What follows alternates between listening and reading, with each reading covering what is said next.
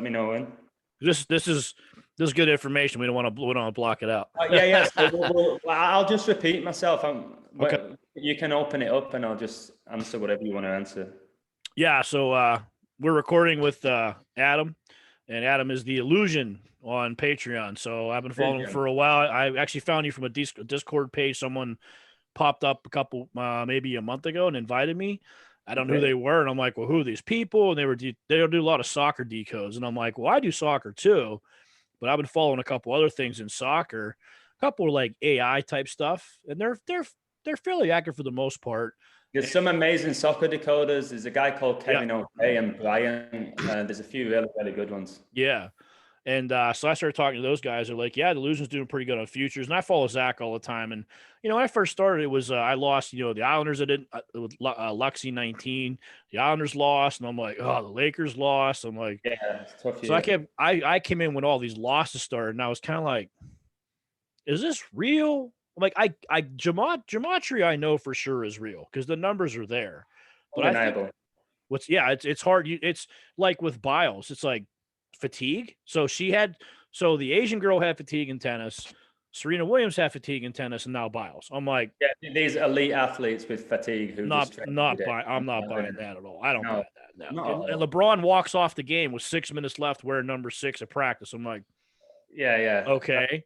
That's not a And then his interview afterwards, he's like, his face, he was just like, every time he asked a question, you could tell he just wanted to explode. I thought he was gonna break. He's gonna go, I'm tired of being told what to do. I'm tired of being controlled, and just freak out.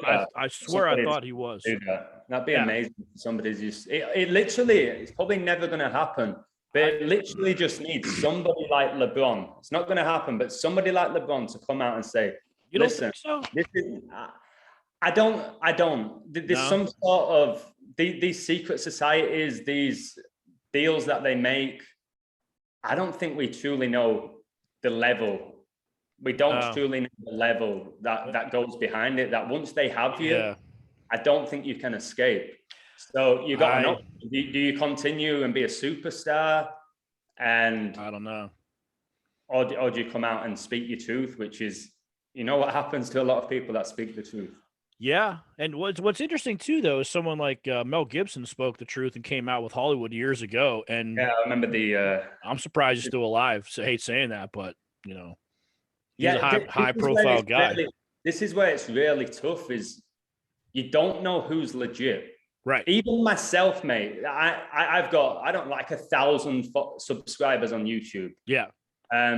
It's not really much of a following at all. And there's still people calling me out now because I've got a tiny bit of a following, like tiny, minute. Yeah. And people say, well, I think you're a Mason. Oh, you have all this secret knowledge. It's like, I research, I put in the work. I stay until 4 a.m. I speak to people like yourself. Yeah. And I'm open-minded. Mm-hmm. And a lot of the stuff I say, I don't speak in fact. It's just what I believe. And I say you got to find your own truth, and people are like, that's what a Freemason would say. That's what a Jesuit says. I was like, I didn't even know what a Jesuit was. I didn't either. About a year and a half ago, and I think there's billions of people who've never heard of the Jesuits, and people like myself. I'm trying so hard for people to look into it. And what's really interesting now, like my sister, it's funny we talk about this. She sent me this Wikipedia page about the Jesuit order. She said, can you look into this? Can you look into this? And I'm like, wow, this is my sister who, she had no idea what the Jesuit order was. She had no idea sports were corrupt or anything like that. But now she's getting into it. And that's what I'm aiming to do. The more people that start asking these questions, the better. Yeah. But people, it's hard. It's hard in this world. People don't really trust anybody with any type of platform. It's not like the people like Russell Brand, bro, with millions and millions and books and TV shows and a huge platform. And David Icke, people like Icke who still trust him. Like, I'll be honest with you. I will be honest with you. About 5 or 6 years ago, I loved David Icke. I was very naive in my opinion. I loved David Icke. I loved Joe Rogan. I loved all these, what I believe are false opposition. I even kind of like Russell Brand because they sprinkle truth. Sure. They get you this close to the truth. Close, and then they'll just they'll get you and boom, they'll flip you with something. Or like Alex Jones. Jones. Yeah, same with the likes of Alex Jones. It's simple as this for me. I think it's so simple. If you have a huge platform, you're not one of us. You're not trying to help. You don't genuinely care if you have a huge platform. No, and when those guys don't get censored, that's when I started asking questions. Even like Dan Bongino. No, I don't actually know. Dan Bongino he used to work for the Secret Service. He worked with like Reagan and Clinton and Obama for like 12 years, and he has his own show. And someone turned me on to, and I'm like, okay, I'll give him a chance. I'll give things a chance. I'll listen. And, like you said, for my own opinion, I'm a fact guy because some people can believe what they want to believe, but what if they're tricked and fooled? That's what they believe. Like I've always said, if you grew up and your family said, this is God, that's who you're going to pray to, and they believe in this is God 100%, and when you're a small kid, their influence in your brain stuck forever. This is God. I mean, that's pretty normal for a lot of people. And when I watch Dan Bongino, I've sent him Facebook things. I'm like, hey, why you start talking about the Jesuits? Why you start talking about this? Delete, delete, delete, delete. I'm like, aha. And he's not censored. I'm like, he works for Fox. He has his own show. And he was all Trump. I was Trump too, because he's not my favorite person in the world, but he's smart. He's funny. He's got a good sense of humor. And did you see my video I just did about Elizabeth? I saw it. I got to go back and watch the rest of it. Yeah, I heard a lot of things about his family and stuff. I'm always like, there's something still to me about Trump that just doesn't fit. There's something I don't like. He went to Fordham, right, as a Jesuit.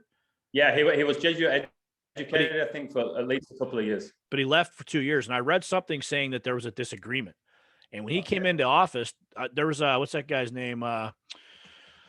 He's been on Alex Jones' show. He's an ex-CIA guy. I'll think of his name in a minute. But he was saying that Trump was a military president. They were bringing him in to control all this and do away with the swamp. Well, the swamp's not gone. The statues came down. He kept saying Jane in the swamp and stuff like that. Yeah, and I'm like, well, after a while, I'm like, he's part of it. But I think he's part of it's always good guy, bad guy in our government, Yeah, he's decide. You pick your favorite deceiver. You pick. Donald Trump was on. I think he was on the Oprah Winfrey show in 1988, and I know Trump equals 88 in Gematria. She asked him, "Do you think you'll ever run for presidency?" This was in 88. The foreshadowing and predictive programming that they do. Pay attention. If you pay close attention, they have to reveal the truth. They have to. It's like they have to manifest. They have to show it out in public somewhere. But they'll do it they usually do it through comedy. Yeah. They'll do it through comedy or through animation where people don't take it serious. But to them, it's like, we've still put it out there and they're not fighting us. So it's universally accepted. So Trump had a way with words. Yep. He was very charming. He wasn't your typical politician, which a lot of people, this is what was perfect for the Jesuits. Yeah. Everybody was so ready for a change. They were done with Bush and Clinton and Obama. They were done with the typical politician. Sure. So Trump comes in, he's calling out the media, because this is what I'm trying to say to you again. They speak truth. They will say that the media, they lie. Fake news. False news. But then the media will report something that is true about Trump, which is not good for his reputation. They'll call him out and then he'll say fake news. It's like, so he's protecting himself, but at the same time telling the world the media are lying to you. And the people who still believe in the mainstream media still now, and it sounds awful, I don't have sympathy for them. I used to. I tried. Okay. I tried. Yeah, I really did. It's all they've ever known. Yeah. And it's at this point now, if you're getting played, still, I'm not going to say it, you're foolish. you're foolish. And I just try and focus my energy now on the people who are open-minded, who I can learn from. Yeah. Like on my platform, I've got Patreon on my platform. I set that up to speak with like-minded people, to speak to critical thinkers, because a conspiracy theorist, that term should be changed to critical thinker, in my opinion. Yeah, that was coined. When you question anything, mate, it's a good thing. That was coined back in 1948 by the CIA. Yeah, with JFK. And I've asked when I started telling all those people stuff about gematria, they're like, well, that's conspiracy. I said, do you know what that means by definition? They couldn't answer the question. And I'm like, well, you made a comment, but you're saying it's conspiracy, but I'm not sure you know what conspiracy is. And they're like, well, yeah, it's, I'm like, what is it? It's one or two people going against somebody to cause them harm or death. Conspiring. Well, so if you're talking about numbers and letters and words that come from God, that's nothing to do with conspiracy at all. Have you seen the numbers connected to JFK and Lincoln? I probably, what's funny? There's too many numbers. I can't keep them all. I'm only 4 months in, so for me, there's so many numbers. I'm like, wow, there's too many numbers. Even like when they became president, like the saints, their relationships, their death dates. It's just wild. It's things like that. You didn't even, like, I did a video on it. You didn't really need gematria. You just needed a little bit of common sense and say, okay, there's a couple of things that are similar. You can say it's coincidental if it's one or two. Yeah. When things become like 8, 9, 10, 11, 12, it's like, this is a pattern, guys. This is definitely a pattern. There's a difference between a pattern and a coincidence. There's people who say coincidences don't exist. And maybe they do, but when it's just keeps happening, the same thing keeps happening to the point where myself and you and a few other people can literally predict what's going to go down on a certain date because history does repeat itself. That is not just saying, it does. Keeps repeating, and they say that you're foolish if you're not aware of that. And it's just insane. So all these psyops or whatever you want to call them over the years, centuries before we were here, like how did the public allow them to happen? How did it get to this point? Well, because the public's not in control. They've never been in control since in our country. Where are you located, by the way?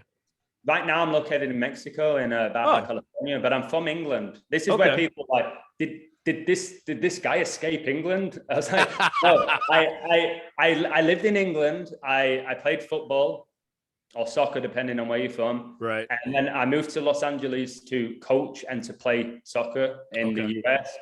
Lived all over the US, lived in like Colorado and Chicago. Right. And then I met my wife in Los Angeles, and she's Mexican. And she was like, I'm done with LA. I had an amazing time here. I'm done. It's so fast paced. Yeah, it's a little crazy there. And then to Mexico, and I've been here since 2014, and I love it. And I'll give you another example of how the media can manipulate things. Mexico is absolutely beautiful. It is stunning. The people are incredible. And what does the media do? Portray them all as drug dealers, as evil. Like, people say, you're moving to Mexico, be careful, you might get shot. It's like, this is in Tijuana, the safest place I've ever lived. There might be specific parts, but mate, go to downtown Los Angeles and tell me how safe it is. Oh yeah. Go to southern London in the rough neighborhoods. Tell me how safe they are. So but the media portray the likes of Mexico, Colombia, and these type of countries like, you're gonna die if you go there. Don't go on vacation there. It's like, come on, guys. Go to the country. If you're gonna judge it, it's like, have you been to Mexico, mate? No. Then don't judge it. Okay. No, you don't know. We have told you it's a certain way. Nice. I try to figure out things by experience rather than what somebody tells me. You know what I mean? I think that's a good point. Like, here's an example. I asked my mom a while back. I said, Mom, what do you think of Donald Trump? I just don't like him. I'm like, why? He's arrogant. I'm like, what else? He's racist. I'm like, hold on. Why is he racist? She goes, well, that's just what I keep hearing. I'm like, okay.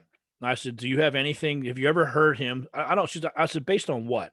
I don't like the way he treats other cultures. I said, well, what does he say that he's treating other cultures poorly? Or the words come out of his mouth? What are so racially dividing or something bad that he says? I don't know. That's just what I keep hearing. I'm like, Oh, so you think because you heard on the news, it's always in our country, it's, well, that's what they say. And I'm always like, well, who are they? Great Like question. who's they? Do they come from the us family, the we family? Like who are they? And no one can answer. They're always like, well, you're crazy. I'm like, no, I'm asking you a simple common sense question. Hey, that is the easiest response. It's When they don't have an answer they or it just gets too much, it's a default. Yeah. you're crazy. And by calling you crazy, it makes them feel sane. That's the biggest thing. By calling you crazy, it makes them feel sane. Right. Trump for me is not a racist. The don't things care. that you're saying about build a wall, and you can look at it from the other way, that whatever it is with Trump, that he was protecting his country, whatever way you want to look at it. I didn't see Trump come out and say, this guy is this, and this. And in regards to racism, mate, in regards to it, the best way to get rid of it is to not talk about it. It's the reason why the media, especially since, if you've been keeping up with the Euro 2020, with the 3 Black English players who missed the penalties, and then everything, racism, it's like, pushing it. So you've just got to learn whatever they're pushing is intentional. Absolutely. It's to provoke people. Because if you watch the media, we know it. Well, if you watch the news, I would say it's 95% negative. But people love it, mate. People are drawn towards it. It's because that's in our country. In our country, that's all they know. In 1776, I'm not sure if you probably know this, but by history, in 1776, our country was bought and sold to England. So the money that we pay, like the IRS, the CIA, the FBI, NASA. Have you noticed that the 3-worded abbreviations, when you really break that down, because the Masons, they love the number 3. You got CIA, the FBI. Like in England, you've got the NHS. You've got all the network channels, CNN, BBC. They're all tied together. Yeah, the National Institute of Health, the NIH, whatever it is. Yeah. But you see that little things like that. It's like, okay, like look at the major sports leagues in the US, the MLB, the NBA, the NFL, the NHL, the MLS. It's like, you know who's behind these if you put in a little bit of work. Like, it's not an accident. No. How all these things are so perfectly synced up with like the 3-worded abbreviations, mate. Yeah. I see you. Intensive care unit. There's so many. It's all 3s. It's all even like the IMF. It's not part of the United States, but the International Monetary Fund is running the money. I'm like, okay, well, people need to wake up and think about this stuff. But like I said, my mom's 75. My dad just died 4 years ago. He was 75. What's that? Yeah. Donald Trump's 75, 75th season. Yeah. But she's just against Donald Trump. And I didn't realize how divisive he was in the beginning, but now over time, I was like, they brought him in to divide. And MAGA is the highest level of Satanism. People are like, oh, MAGA. I'm like, do you know what that stands for? Oh, no, it doesn't stand for that. I'm like, look it up. It's right there in the dictionary. It's right there online. Trump was the trump card. He was the trump card. He was the perfect person. He's perfect. And that he came in, because the whole Freemasonic motto is divide and conquer. Yep. And he divided the country perfectly. Yeah. Like, people loved him or literally hated him. There were very few people that sat on the fence and said, yeah, Trump's okay. They were like, yo, Trump, this guy's amazing. Like, they loved him. They would fight for him. They just had this passion for him. And then there were other people that literally detested him. And he was perfect. I think he played his role absolutely better than maybe any president since I've been alive, like, for playing his role. We know Obama played the whole charming and nice guy when he's I never opposite, but he played your typical politician, articulate, well-educated, whereas Trump just literally went out there and felt like he wasn't reading from a script. No, but the funny thing about Trump is he's incredibly smart.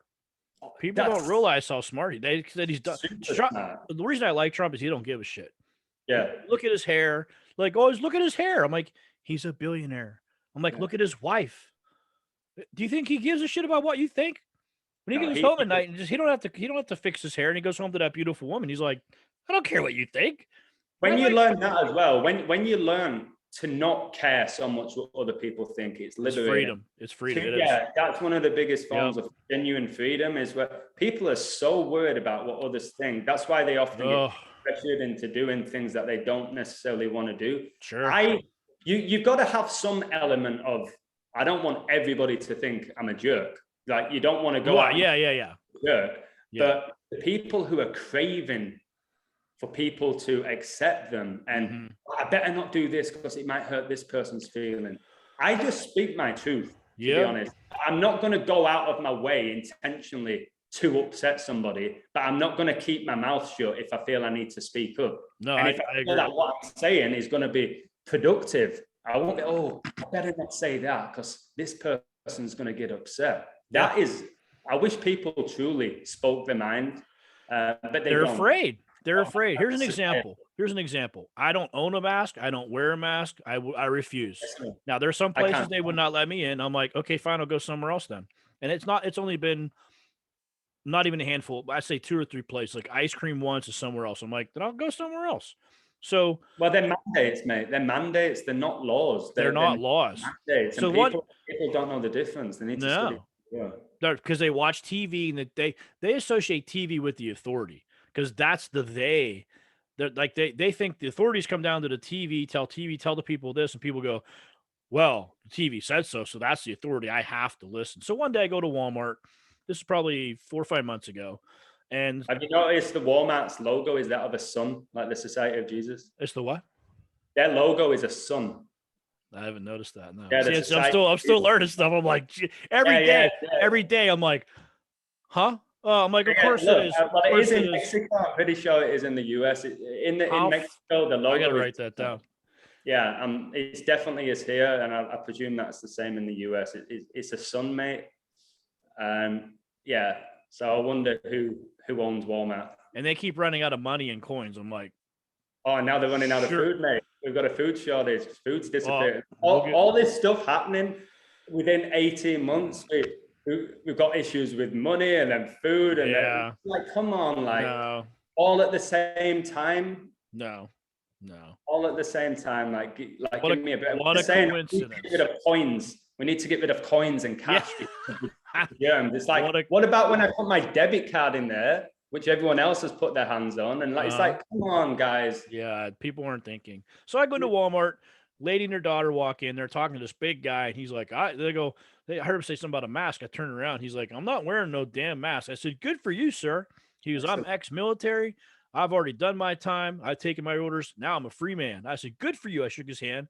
She goes, you're not wearing a mask either. Did they say something to you? I said, no. Now, I use the excuse when I first started. I'm like, if you're going to take part of my life and try to contrive and tell me what to do, I'm going to fight back with bullshit like you do. So you know what I told him? I have asthma. Oh, no problem, sir. No problem. Have a great day. Be safe. I'm like, so that's why everybody I know tell me I have asthma. But they're afraid to do that.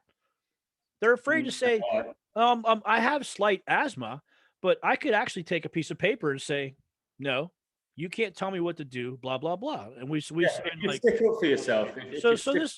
You'll be good. Yeah. So this lady's like, well, they didn't say anything to you either, did they? I said, no. And so she goes, I said, why don't you take your mask off? Well, she's like, I'm afraid of getting in trouble. I said, from who? The mask police? I said, look, there's a man here and a man here, and we're in the store, and you're in the store with a mask. I don't have a mask. He don't have a mask, but you do. She goes, yeah, mom, the girl, right? Yeah. I said, just take your mask off. No one's going to do anything to you. You're not going to get sick because guess what? No one's dying. Yeah. There's not. And now they're starting to talk about that. I heard Joe Biden talk about the climate change lockdown. I'm like, oh, here we go. So now what I've heard yesterday, all three things in a row on TV. I just have to look up at the gym. American Airlines, they're running out of fuel because they can't hire the truckers to bring the fuel. But the video shows trucks like this going down the highway. I'm like, I know they must.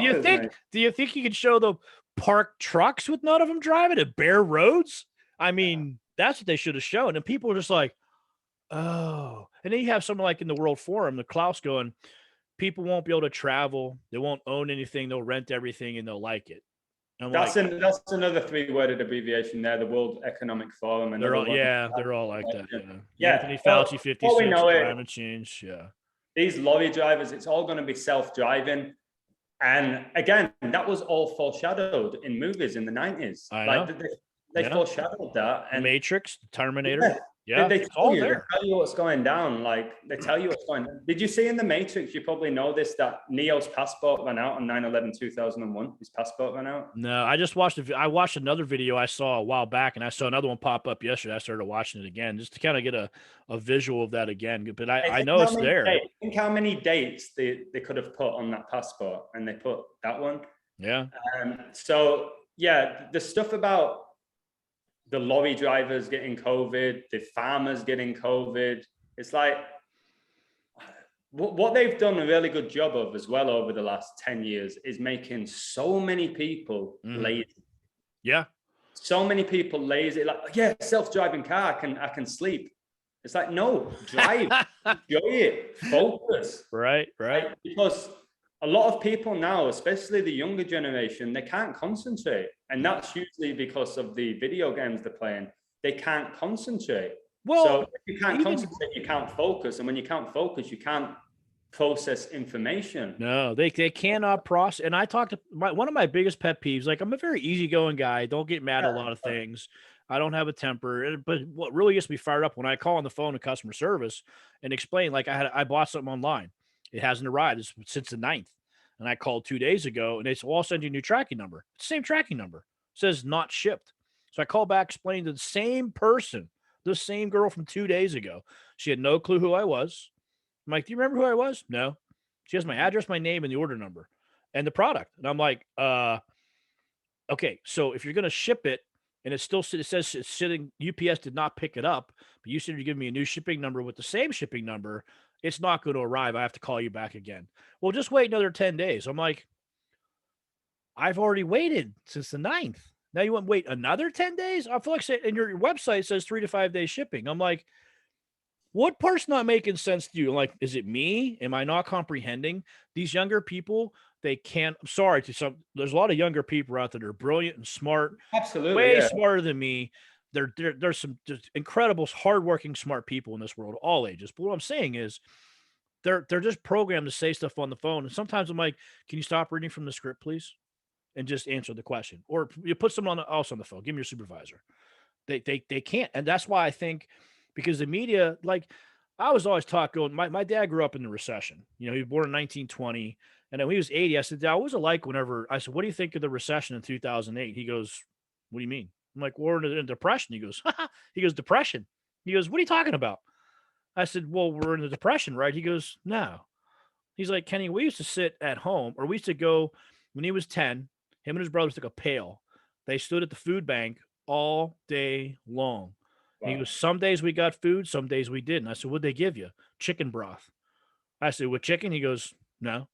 I said, why no chicken? He goes, there was no food. So he goes, sometimes they wait 3-4 days, and a family of 5, they ate nothing. He goes, do you think it's going to go that way in the future? Like, I think they're gonna try.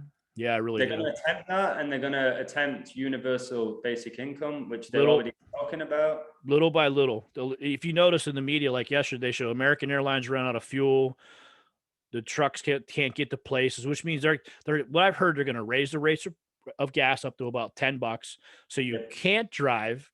You can't get food. It's too expensive, and you can't afford gas or that. You got to stay at home. Starvation is the biggest weapon in the world. And they connect that to climate change and say, well, if you're not driving, you're helping the environment. It's like people only truly understood how the environment works. Yeah. Like it's like to say that if we keep living the way we're living, in the next 10 years, the whole world's going to be destroyed. It's like, it's just fear mongering. They've been talking about this since Al Gore was raving on about the guy who got a Nobel Peace Prize. Guys, anyone who's won a Nobel Peace Prize are a member of the order. Simple as that. Anybody who puts in front of the name, MBE, OBE, anything like that, do not trust those people. No. Simple as that. If I ever get Sir in front of my name, guys, don't watch my videos. Here's a good question. I've been hearing that it'll give you a chance to maybe defend yourself. I don't have a big following, but my YouTube channel is starting to grow. But I started hearing stuff like, you're a shill, you're in opposition, you're paid, blah, blah, blah. And I started seeing things about Zach, and I'm like, I don't think so. I personally just don't see that because, like I look at people like, Alex Jones, Dan Bongino, those guys, they're big time people, Yes, and I big don't time see. following, big time platforms. Yeah, I watch Zach every day. I see all his baseball stuff and all the football numbers he puts up, and sometimes he gets confused too. He's just like, yeah, even like you're like, I think they're gonna win. I don't know for sure.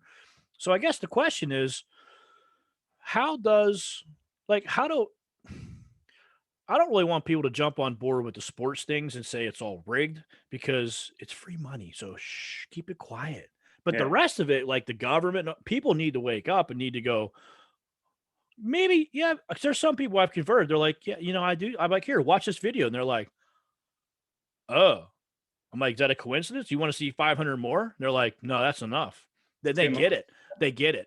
But in the media, like I said, I think they're going to start pushing the agenda now. What I see is you're going to have not going to drive your car as much. October, November, they're pushing the schools again to mandate masks. And then Fauci came out yesterday and said, if you wear a mask, if you're vaccinated, you still have to wear a mask. I'm like, and people are there's a group of people that are gonna believe that. And I'm like, why? No one has died. Who's died? I called the hospital where I live the first month. I'm like, I got a question for you. And the lady put me on hold. I'm like, hello? Hello?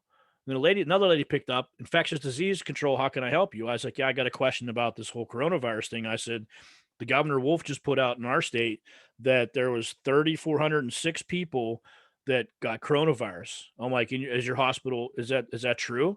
And she's like, can you elaborate on that? And I was like, is the hospital filled with corona patients? Is it just mass chaos? She's like, no, we've had 32 cases in 11 hospitals in all of Allegheny County, which covers probably 100 square miles of our state.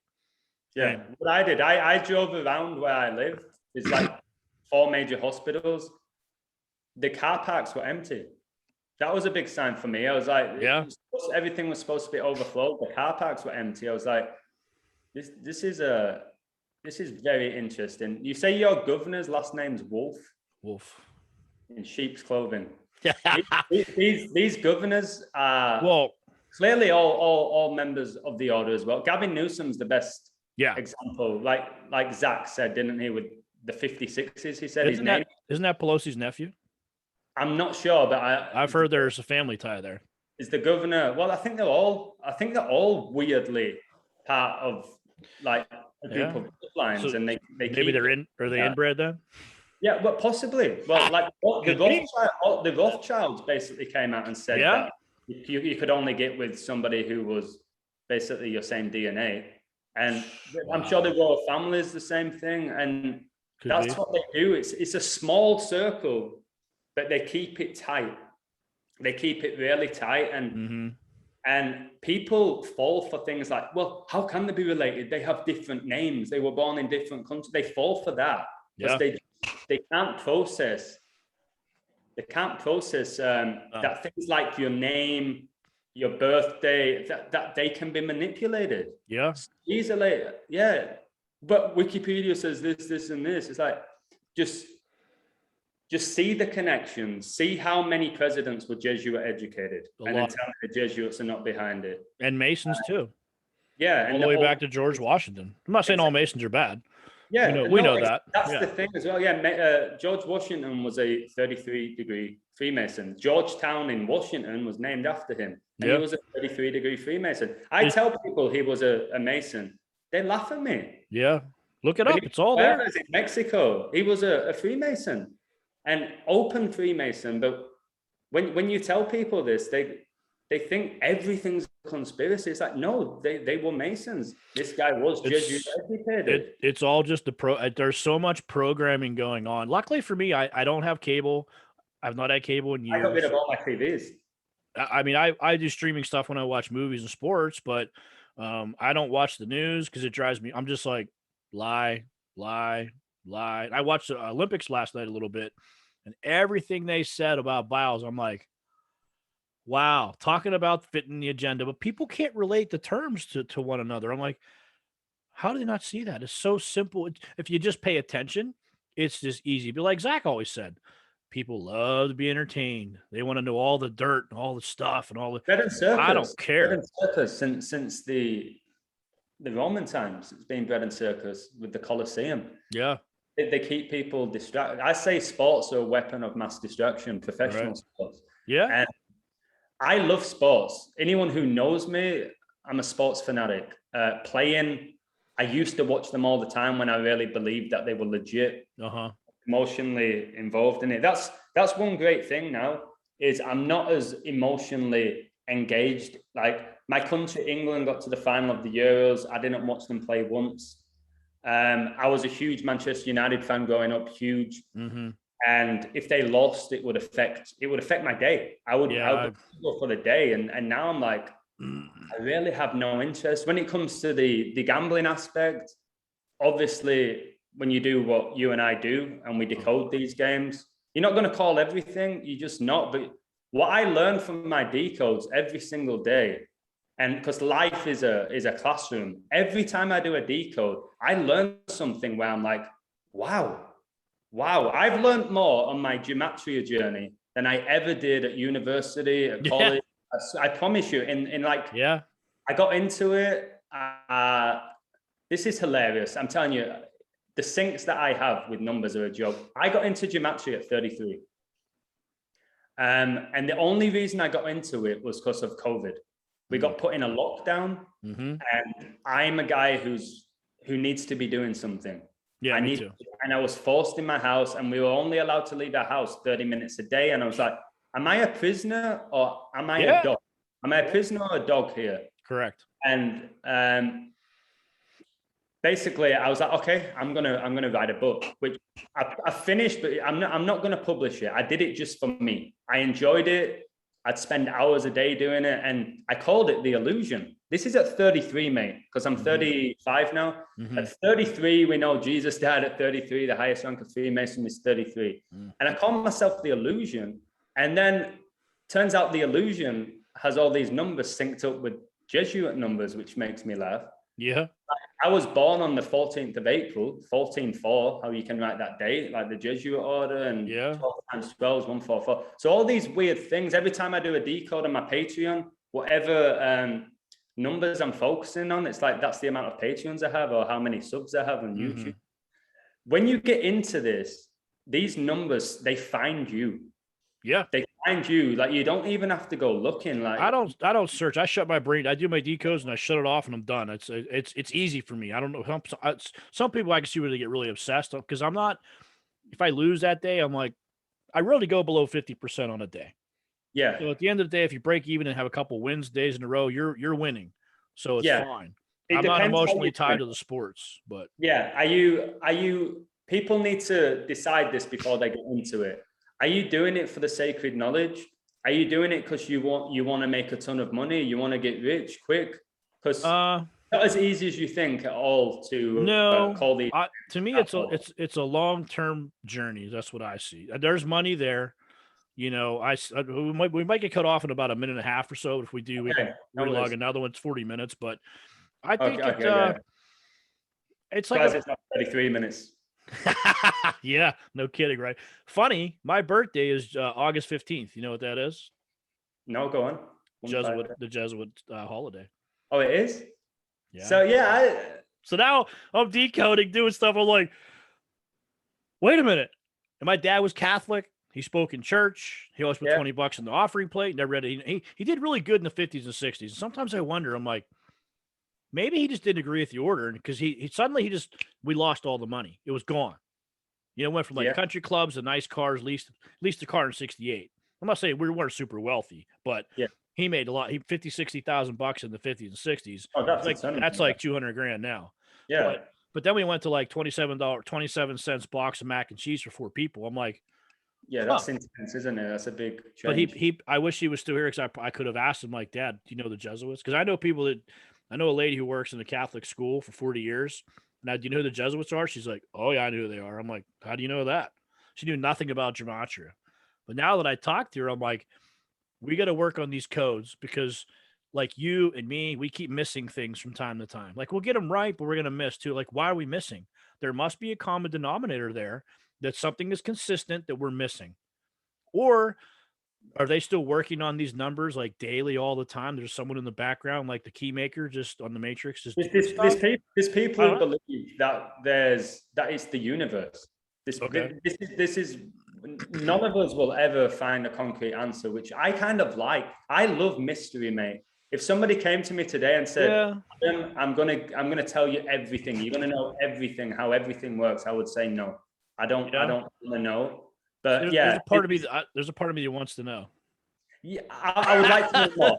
Every day I learn something new. Like Yeah. every day I learn something new. But I remember when I was younger, people say, if people could tell you what happens when you die, would you want to know? I'm like, no. People could tell you what age you're going to die. No, I don't want to know. I wake up and I just try and enjoy every single day. I try and learn, like I said, the universe is a classroom. But yeah, is the universe behind it? Is there an architect? You can look from the religious aspect. You can look from the simulation aspect. All of those things, I don't think we may get an answer, but I definitely think we're definitely spiritual beings having a human experience. For sure, And when I told myself that I'm a spirit, I know that that's what they want. People talk about money, printed paper, this, that, and the other. They want control. These people control almost everything. They run the show. They want your spirit. And if you're going to give them it and be submissive, they will take it and they'll rip it out of you. With me, I'm getting animated now. If they want to come from my spirit, they've got no chance. I don't care what they're going to throw at me. You're not taking that from me. And that's the biggest thing I've learned from this journey is we're spirits and we never die. People think, oh, well, I die, I'm going to go six foot, of course, 6 foot underground. I guess that's for the 6 foot social distancing when you die as well. So you're underground. Actually, do you know what the 6 foot's why they have 6 feet? No. There's a guy named General, you know, Valuetainment? You ever watch that guy? David Patrick on Valuetainment on YouTube. I haven't, but should I? Yeah, he's got a lot of good guests. He's kind of turning into, he looks like he's almost becoming a psyop. I didn't think he was in the beginning, but there's a general. When they get a certain following, I think they grab him and say, hey, you have influence. Yeah, you're a big influencer. I'll give you this amount of money, but you're going to do this and you're going to approach it from this angle. I do think that does happen. And again, with money, you need it. I remember once saying that money is not important. It is bullshit. It is. It's very important. Yep. But people are obsessed by it. And there's a huge difference between. It makes your life extremely comfortable. Because I was with someone who had a lot of money. And helps. I just kept, when I found how much money was there, I was just like, I didn't use it to my advantage, but I was like, wow, I can do whatever I want now. I didn't do much because I'm just a practical kind of guy. Like, I don't want to have 10 cars and stuff like that. But if I ever have the money. That's what I'm talking about. That level, obviously, if somebody says, do you want, here's some money, you're not going to say, no, you're definitely going to take it. I remember Brady and the Bucks, when the Bucks won the Super Bowl, I called it the beginning of the season. And I did these like props in the game. Everything hit, everything. And I'm not going to sit here and say, well, everything I do hits, but that... If you can call something like I did with the Brady and the Bucks, so I hammered the Bucks and Brady to win the Super Bowl and to win their conference and to win in every single playoff game. They were the underdog apart from one where they played Washington, but against New Orleans, they were the underdog. Yeah. Against the Chiefs, they were underdog. Against the Packers, they were underdog. So I'd hammer all those games, and then like in play. For the Super Bowl, I was like, okay, Brady's on 80 touchdowns, and I think he had 38 interceptions. I was like, okay, he's going to get that 83-38, the guy who was born 83, and 83 and 38, those numbers go hand in hand. And he threw for 201 yards in the Super Bowl, mate. Yeah, I know. 201. And it's like, so that type what a coincidence. Yeah. And what I will say for anybody who likes decoding sports or who's interested in it, I win 60-70% of my money in play. It's the only reason I watch professional sports, because I see the numbers, the commentators, they reveal what's going to go down so often. If you see, like we saw the Bucks in Game 6, they did the half with 42 points. I was like, they're winning the series 4-2. they're winning the series 4-2. And then it went to, what was the score? 77-77. And the all-time record between the two franchises became 77-77. I threw so much money. I was like, that was after the third quarter. And I was like, okay, you've got to play smart. You've got to play smart with it's all ritual. They have to do it. It's not like whoever's behind this, these rituals are going to play out whether you like it or not. But the more you do it, like you and I, the more you see them. The more you see them, man. And it's that's beautiful. I've been called mystic numerous times in bars because I'll say this is what's going to happen. I remember Golden State played the Lakers. I think they were 16 points down at the Staples Center, Golden State. And I was saying, they're going to win. They're like, what are you talking about? I said, watch this. And I placed the bet in front of them and said, you're crazy. This is Lebron and the Lakers. I was like, watch. I had all these numbers. It was connected to Martin Luther King. I saw everything playing out, and I saw the halftime score. And just from that one game in that 2 hours, I made, I'm not going to say the exact amount, but it was a ton of money. So what I will say in this community is don't get into this thinking you're going to call every outcome. But the better you get at it, the more money you will win from betting in play, from knowing when to cash out. I've cashed out multiple times because I hear the commentator say something, I'll see the number, and I'm like, oh, okay, I'll take the profit. Off I go to the beach. I'm done for the day. I cashed out on England when they played Italy because I had money leveraged. I leveraged the money on everyone's like England. I'm like, all right, I'm taking England. Then I was like, I just lost these other bets before on the futures. I'm going to put a hedge against it. So what I did was so important. I put in like $30. I was going to win $356 on England. And halfway through, it said cash out $256. And I'm like, yeah, I'll take that. Because that's like 20 times my money. I'm like, you can't cash out. And then I won like, cash out. Yeah, people say that you. And then I won extra like $60 on Italy. I'm like, all right.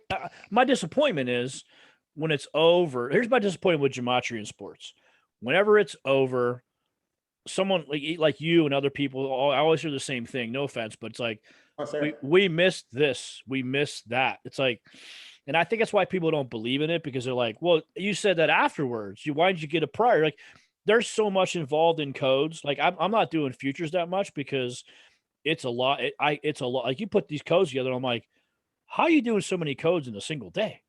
I speak to a decoder who says, listen, if you truly want to call a future, you better decode the hell out of every single team and coach and staff. Right.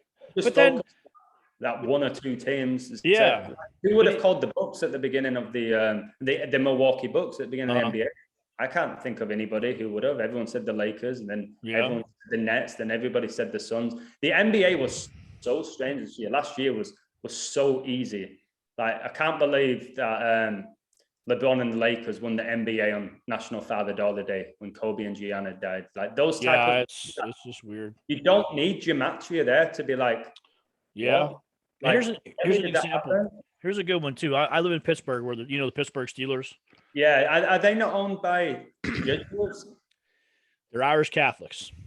Okay. So whether they're Jesuits is not to be seen. But I did a couple decodes on them, and Mike Tomlin, Ben Roethlisberger's number 7. He was drafted number 11, so it's 11 and 7s. Yeah, big numbers. Big numbers. Alabama 11. Najee Harris 22. Those numbers all add up. There's a reason. My confusion, I asked all the guys I know that talk sports in the gym, and they're all like down on the Steelers. Oh, they're going to be terrible this year. But I'm like, they just picked up Najee Harris. He's not proven. I'm like, what rookie coming into the NFL is proven? They didn't get to the NFL yet. No one's proven. I'm like, you guys hear yourself? They're like, well, that's not what I meant. I'm like, no, that is what you meant because you don't know any better. I'm like, listen, Mike Tomlin, his numbers, Super Bowl 56 is a 49th prime. Mike Tomlin is 49. That's, to me, in my head right there, I've already put my money down on the Steelers. I put $20 down and went 820 because the odds are huge. And I'll tell you something, like Super Bowl 56, haven't we? And LeBron can go 5 and 6 this year. I know we got confused last year, but the Super Bowl's in Los Angeles. Yeah. I I bet a lot of people got so crushed from the Lakers last Oh, year. I did. I was bummed, man. I'm like, I oh. will say this. I say this to a lot of people. Almost everyone says, but the Lakers decode was incredible. I was hard on the Lakers. I think everybody in the community was. So was England. England too. Yeah, but There's codes huge. The whole decode for the Lakers was LeBron going 5 and 6, like 56. That was literally, and that COVID, that's when I realized it's way more than that. You can't just see this one thing of LeBron can go 5. Like, you have to go way, way, way, way further than it. And that's something I've learned to do. And it's definitely helped. But I've also been on the receiving end of overcomplicating decodes. Yeah, that I've seen too. Like I said, so many things. Because I've seen some codes that are so long, and I watch other guys with their long codes and someone else's codes. I'm like, maybe they want you to go down that rabbit hole, and that's like a trick. Because someone like Jordan Spieth, yeah, remember, there's him and there's a girl named Paige Sporanic. Have you seen her? No. Oh, she's beautiful. Big boobs, blonde hair, just stunning. She was a professional golfer. Now she's a Instagram superstar. She always dresses in super tight clothes when she golfs, boobs hanging out. She attracts attention. So on the news, when I first started, I noticed what Zach would do in the beginning. He said, if you watch the media and sports, there's always a connection. They connect everything up, definitely. Yeah. And she said that day, Jordan Spieth, she's backing, Sporanic is backing Spieth to win the Masters. I'm like, huh. So he won that Texas one, but he didn't win the Masters. He's always like pushing towards the top, and then he's down. So I think some of these guys are ploys. Like him, I think some teams in sports are ploys. Like if you look at the in baseball, there's one division with the Mets, the Nationals, and some other teams in Philly. That whole division is a disaster. Like every time you bet on those teams, it's always flip flop. So I said, you know what? Don't even bet on that division anymore. Yeah, you learn, mate. Why bother?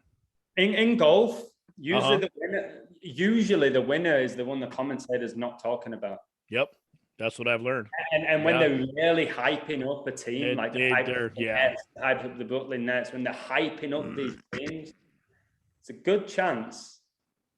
Like you said with England, I found so many crazy things, but then at the end of the day, never go against Pope Francis, the guy born in Argentina. Really?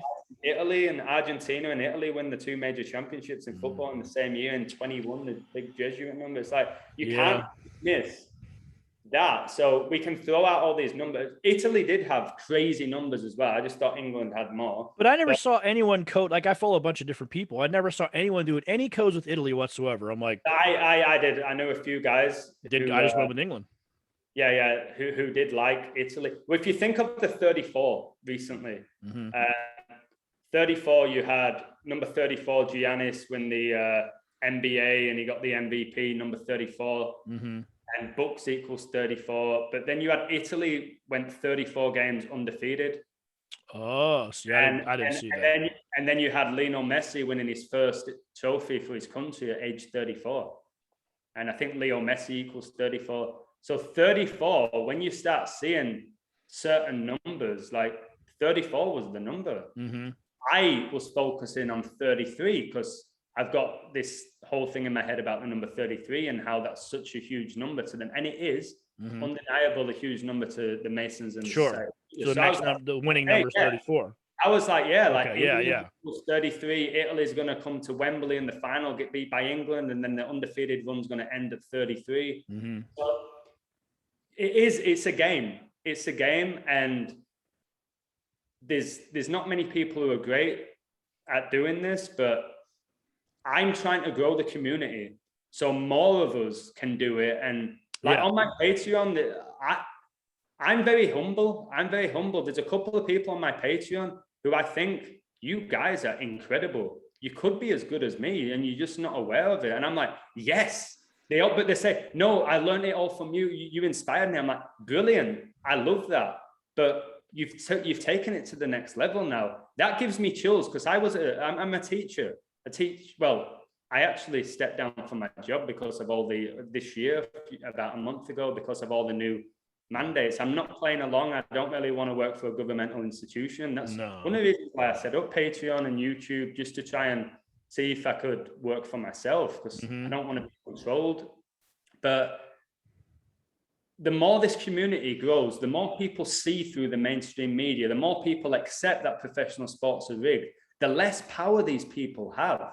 Yeah. And that's why every day I put out these videos to try and just make people think. And if I get that one extra sub a day, I'm like, okay, that's one person who might be opening up to the fact that from birth, we've been completely lied to. And Gematria has been incredible for me. It's also, I've also sacrificed a lot with Gematria. I've given up my job. I've lost a lot of friends. I've been called insane and crazy, conspiracy theory, every name under the sun. I've lost my love for professional sports, which I had for 33 years. I won't do that, because my opinion is, if they're going to push me to the point so much to make me believe that it's all rigged or fixed or whatever, and I don't watch it, that means to me they win. You see what I'm saying? Because it's something I grew up in Pittsburgh, dude. It's black and my high school was black and gold. The Pittsburgh Pirates, the Penguins, and the Steelers are black and gold. We used to have a soccer team, football, black and gold. You're not taking my black and gold from me. I'm sorry. The Pirates suck. Pirates are terrible. But you know what? I'll still watch them because I love baseball. And if I can process it as, WWE, that's entertainment. That came out early 90s, that it was all rigged. And football is, if you look up football, say type in Google, is football entertainment? It says yes. They call it entertainment. They can legally change the outcome, but that's the only sport I looked up that I could find that actually said that. Exactly, mate. So if I can just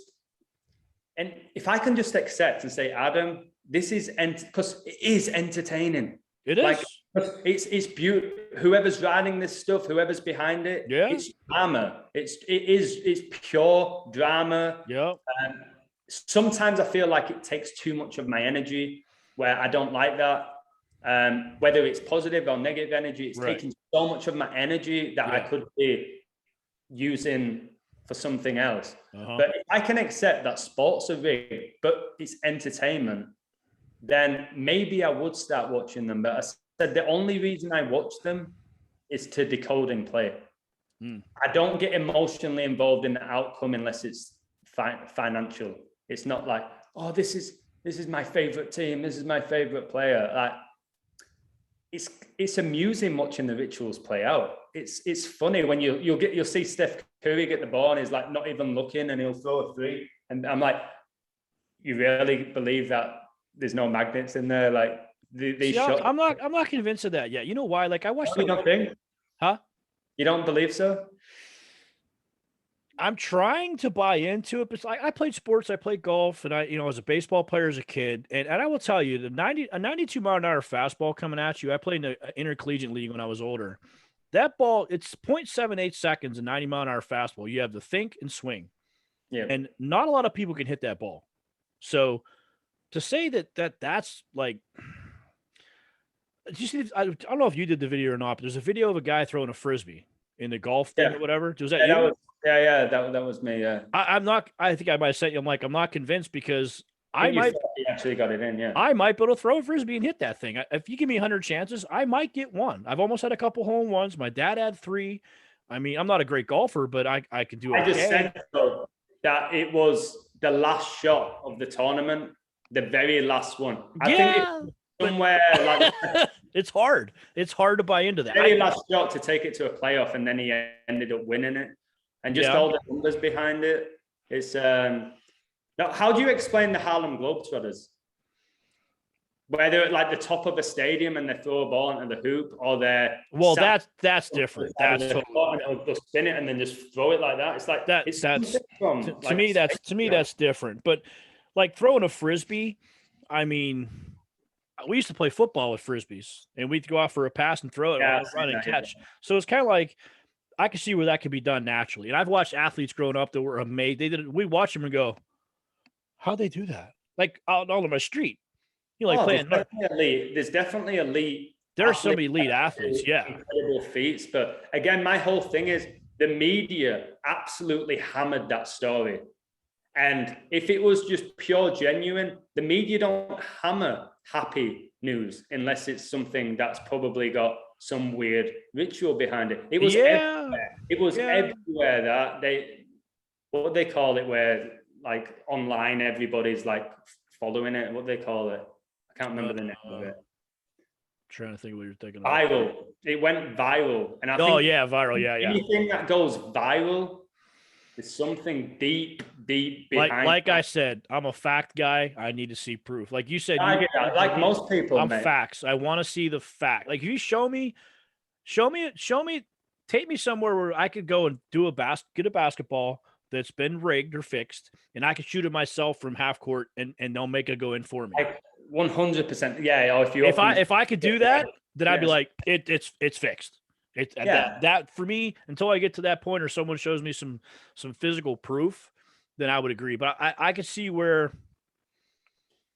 maybe golf balls, because now they're showing this thing on the golf tournaments. It has like the true shot or something, like the digital. They know everything about the ball, and I'm like, okay. Like we used to play something called flicker football in high school. Take it on a basketball court. It was a basketball game with a football, and if you throw and hit the backboard, you got a point. If you hit the square, you got 2. If you got it in, you got 5. It was swish. No, a swish was 10. 5 was a backboard and in. One day I got 3 in a row, and people were like, wow, that's amazing. I'm like, so when someone throws a Frisbee out the thing, I'm just like, looks legit to me. I completely get your point. You know what I mean? I've witnessed things firsthand where it's like, how did the person do that? I've done things where I'm like, exactly. How was I able to do that, for sure? But just the stuff that I see play out in these sports, things sometimes seem so perfect that it's like, correct. I don't feel like there's humans behind it. It sounds, I don't know what it is. It's like when Booker broke his nose and the exact time in which he did, Booker for the Phoenix Suns. Oh, yeah. I did that picture of the shirt. Yeah, and she had the picture of the shirt, but the timing of it was insane. The exact time. You can't, 2 humans can't hit at that exact time for his nose. And I've seen so many things, like when Lebron got injured with 2 minutes and 7 seconds left on the clock, and then against the Golden State Warriors in the playing game, and then he got the winning shot, which I think was the 203rd point of the game. He was number 23, and then it set up a game between the Suns, who was 2nd seed, against the Lakers, that was 7th seed.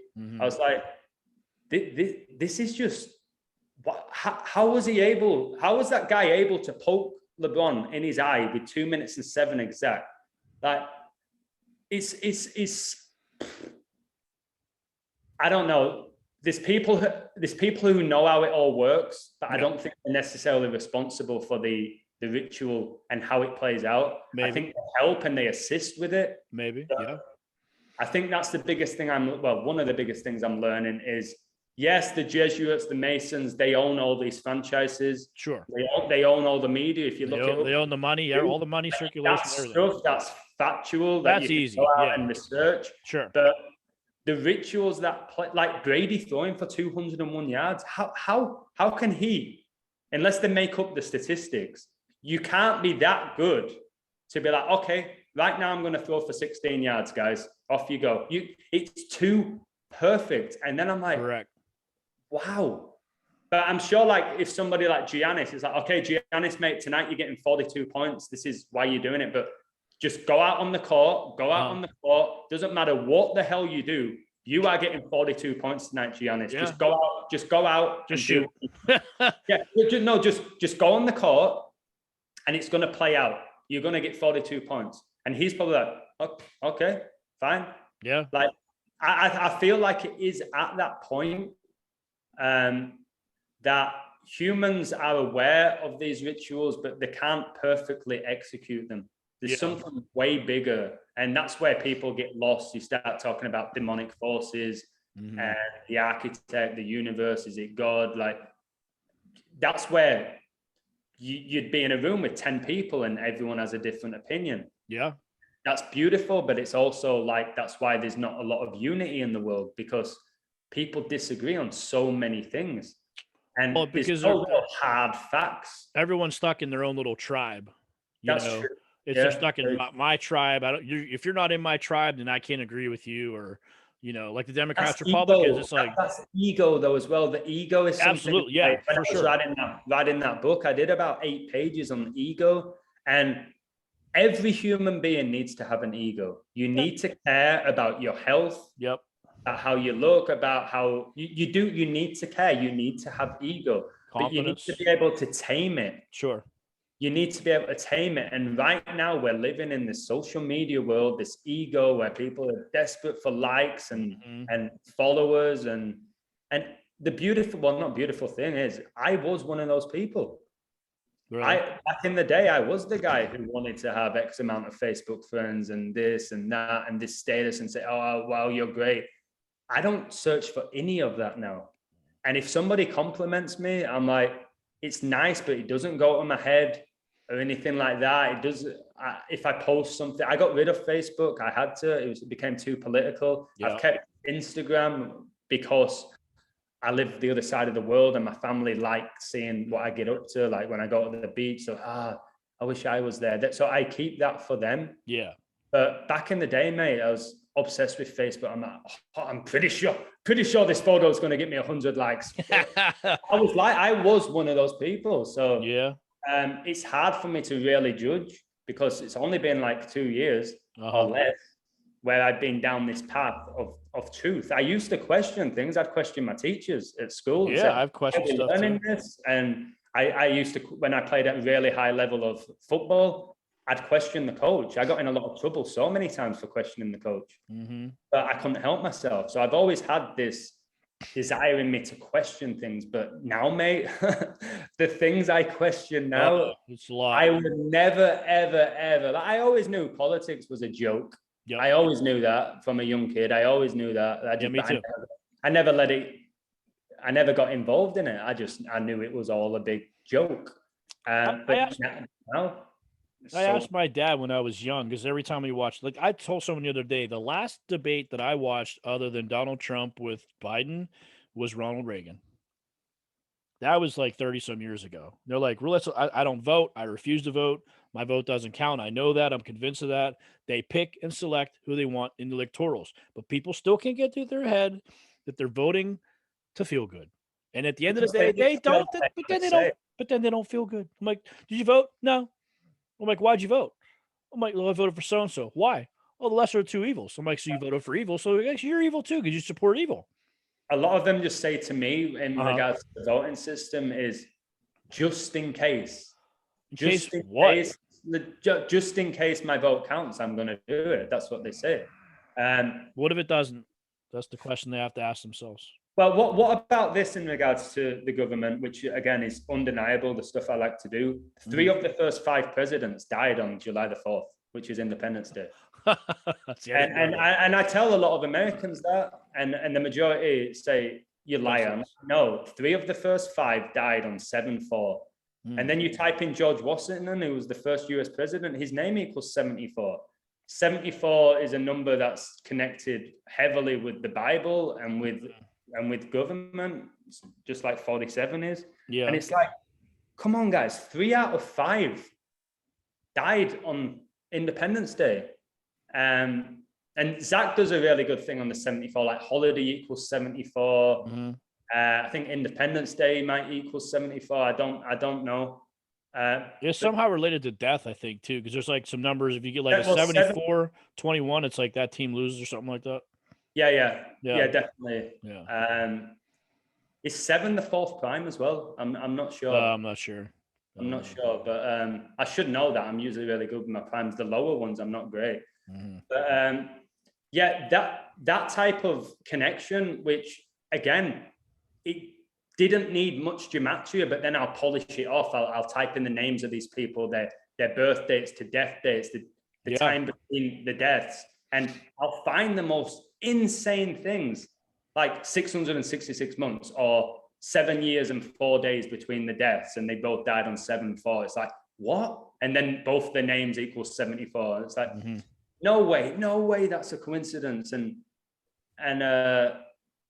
like the JFK, I think JFK was the first Catholic president, and Biden's the second one. Openly Catholic. Biden's now the second one. Yep. And didn't JFK, I think the word Catholic equals 46, and Biden just became the 46th president, and his son Joe Biden died at age 46. Yep, it's all tied together. I think JFK died at 36. I think he was the 35th president, and Catholic equals 35 and 46. All that type of stuff that you learn, and you're like, you're going to tell me that that's not intentional, or there's something really deep behind this stuff playing out. Like, there's something there. That, mate, I like pulling out content like that, and doing sports is amazing, and it has won me a lot of money over the last 8 months. I didn't have to touch my wage. I've got to say, I will be honest, the last month or so, it seems to have got a lot harder. And you can ask anybody in this community. It is. What's coming out? Like, what's shifted? Are we in a new age? Like they say, we're in the age of Aquarius. Has that shifted things? Because I was nailing everything. Like, that's why one of the reasons people said, just put sports decodes on your Patreon. Like, you consistently call in this stuff. This, and this, and you won this, and this. And I was like, oh my word, okay, maybe I'll do it. But something weird's going down. It's definitely getting tougher. All more double coded. But over the month, I will still end with a profit. I'll nail a golf tournament where it might be like plus 1,200. I'll nail a like that. There was something. You're a big fan of baseball by the sound of it. What was the home run? Was it the home run derby? Yeah. Like, I decoded Alonso. Yeah, Alonso won. So I decoded that, an amazing like 2-page decode. He was like plus 550. Yeah, I took him too. Yeah, excellent. So when you got like a plus 550 and then like a plus 1,200 in the same month, people need to understand that as well. This knowledge, you're not going to call every game like minus 300 teams, like whatever. Anybody without Gematria can probably nail that. Those are great for parlays. Yeah. If you put, and I will say this to people, if they want to hear it, be careful with parlays. I have a friend who, well, it's not really a friend, is an Austrian guy who follows me on Patreon. He's one of the sweetest, nicest guys, and he was on a run of doing these parlays, and he kept getting 4 out of 5. Yeah, 80%. That's amazing. Yeah. And I said to him, I said, mate, do singles. And he's like, no. I said, do singles. Most of these odds are like almost even money. Do singles, and if you keep hitting 4 out of 5, you are going to be one happy guy. And he wouldn't listen. He wouldn't listen. Yeah. About 6 weeks after, he said, "You've changed my life, Adam. I finally listened to you. I'm doing singles. I'm nailing so many." Yep. And parlays, if you hit a parlay, it's incredible. Yeah, I hit a lot of parlays. That's amazing. That's amazing that I do. Hit. And I post them when I win, because I don't think people believe. I might hit, like yesterday, I think I hit, in fact, I can tell you right now, I think I hit 2. No, I lose some, but at the end of the day, I'm careful how much I spend on each one.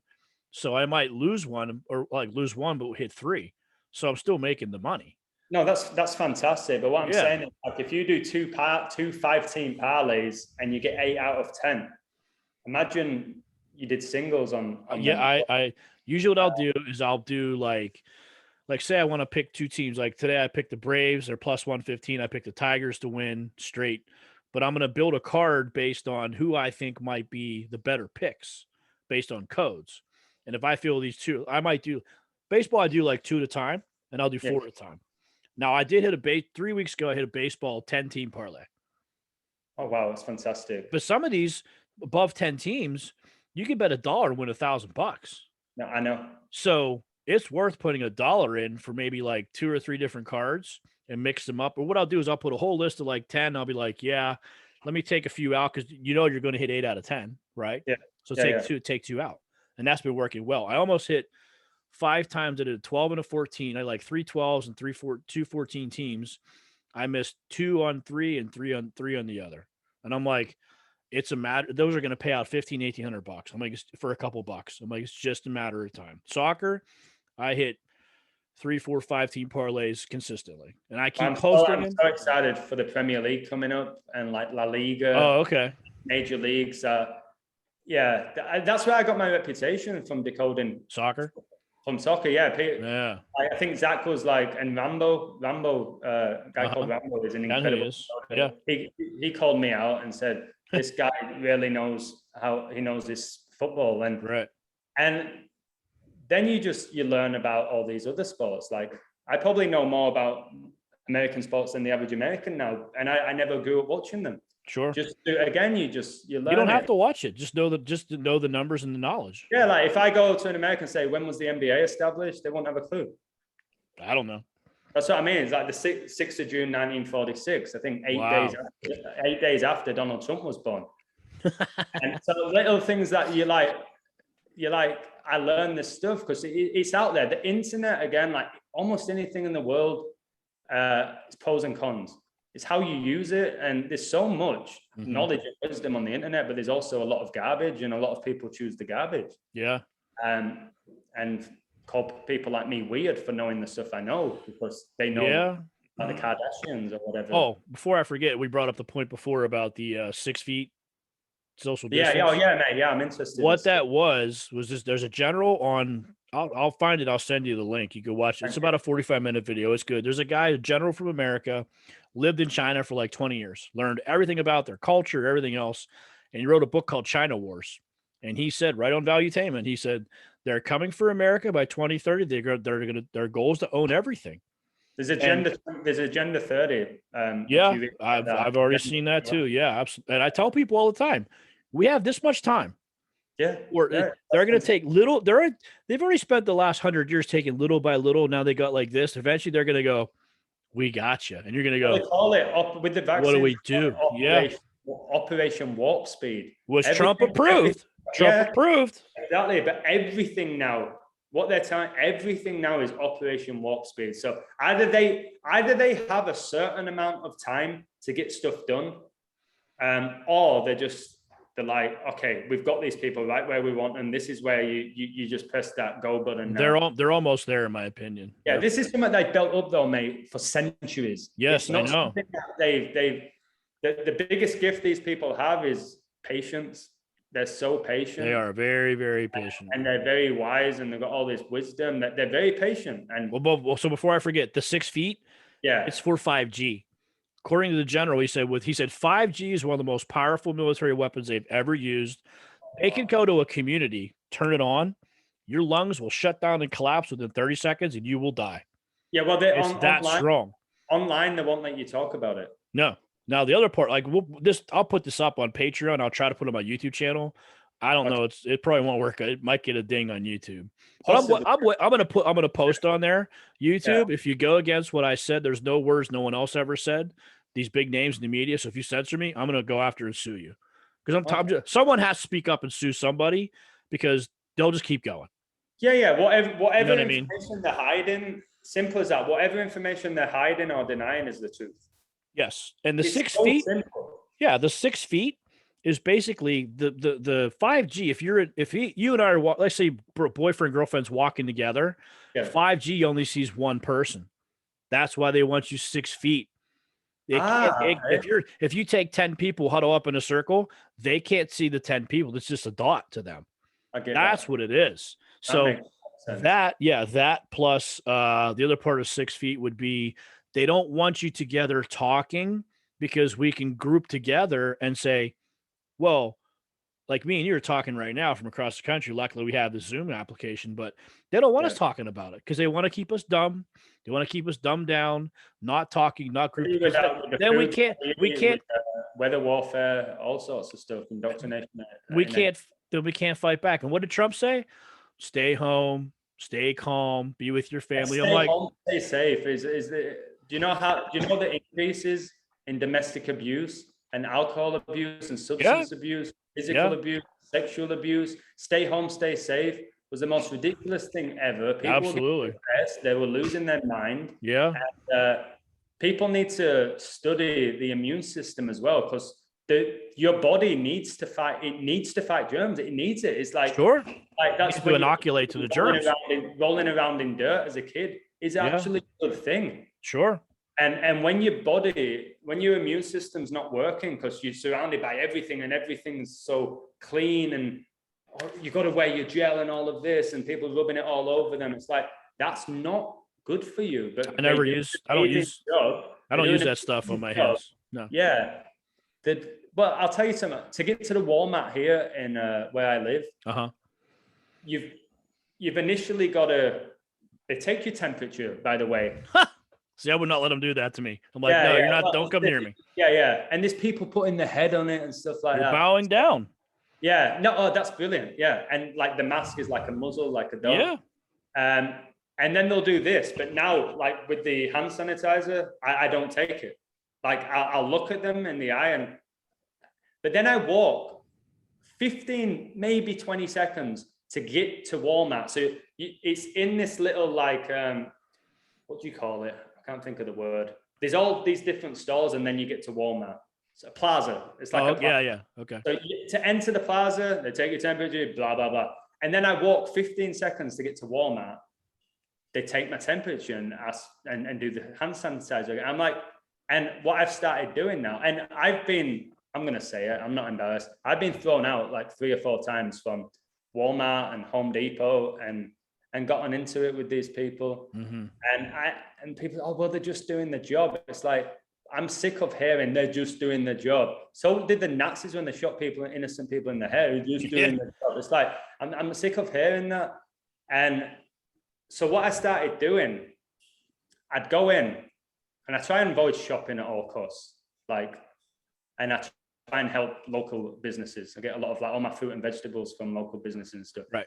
I would take a photo of my temperature entering the plaza. Oh. And then I would go to Walmart. And I'd take a photo, and they were always like dramatic shifts, like dramatic. And I'm like, does this work? Does this actually work? You're telling me in like 15 seconds my temperature's gone up like 6 degrees? Like they don't work. They don't work. And it's all just like you said, it's bowing down, it's obeying, it's being submissive. Yeah. And it's affecting your subconscious without you realizing it. Yeah. And the thing where I've never got this, have you seen the ridiculous thing where you have to put your shoes on like this liquid and like there's like a mat. There's like a mat which is full of this like solution. Okay. And at the school where I worked at, and you put your shoes on it. So you're getting all your shoes wet. I would walk to the side of it. I wouldn't do it. I didn't play along with it. And I'm like, what is this preventing? Like you're putting your shoes on like this solution. Like what is this? But it's just like doing this, and it's just following the orders. And when I've said this before, and people have called me out on YouTube, saying like, that's what a Freemason says. I've said some people are so ignorant that they deserve what happens to them. And it sounds so evil. Well, but I'm like, you get given so many chances to be aware of what's going on. And I see it as a girl or a guy in a relationship where, I don't know, the guy's cheating on her, or a girl's cheating on her, or lying, and it's just abusive. And you just keep going back. You keep going back. That's on you. Yeah. I mean, you agree. And this is how I'm saying it. It's like things have become so obvious now. And I think deep down in these people's hearts, they know it. Absolutely. They don't want to face it. Yeah. And too much. That's what I'm saying. And if you don't face it, when they say the truth, you can't handle the truth. If you're not willing to try and face it and fight through it,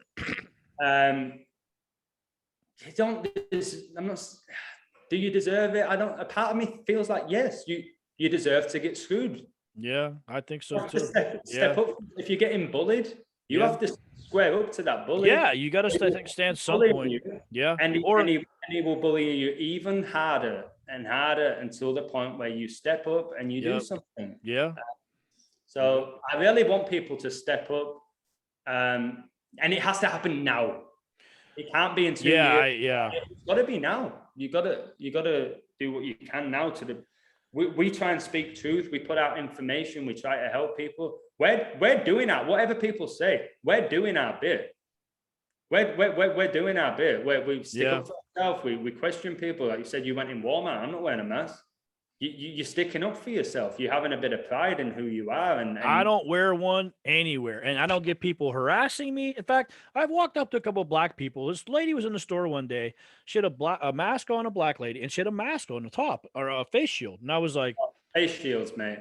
and I tried to strike up conversation with her. I'm like, she was going through like the spices. There's a big sale on spice, like $1 each. And I'm going through, and I'm like, she's like, man, these are hard to find, these things. I'm like, yeah. I go, can I ask you a question? She's like, yeah. I said, why are you wearing a mask and a shield?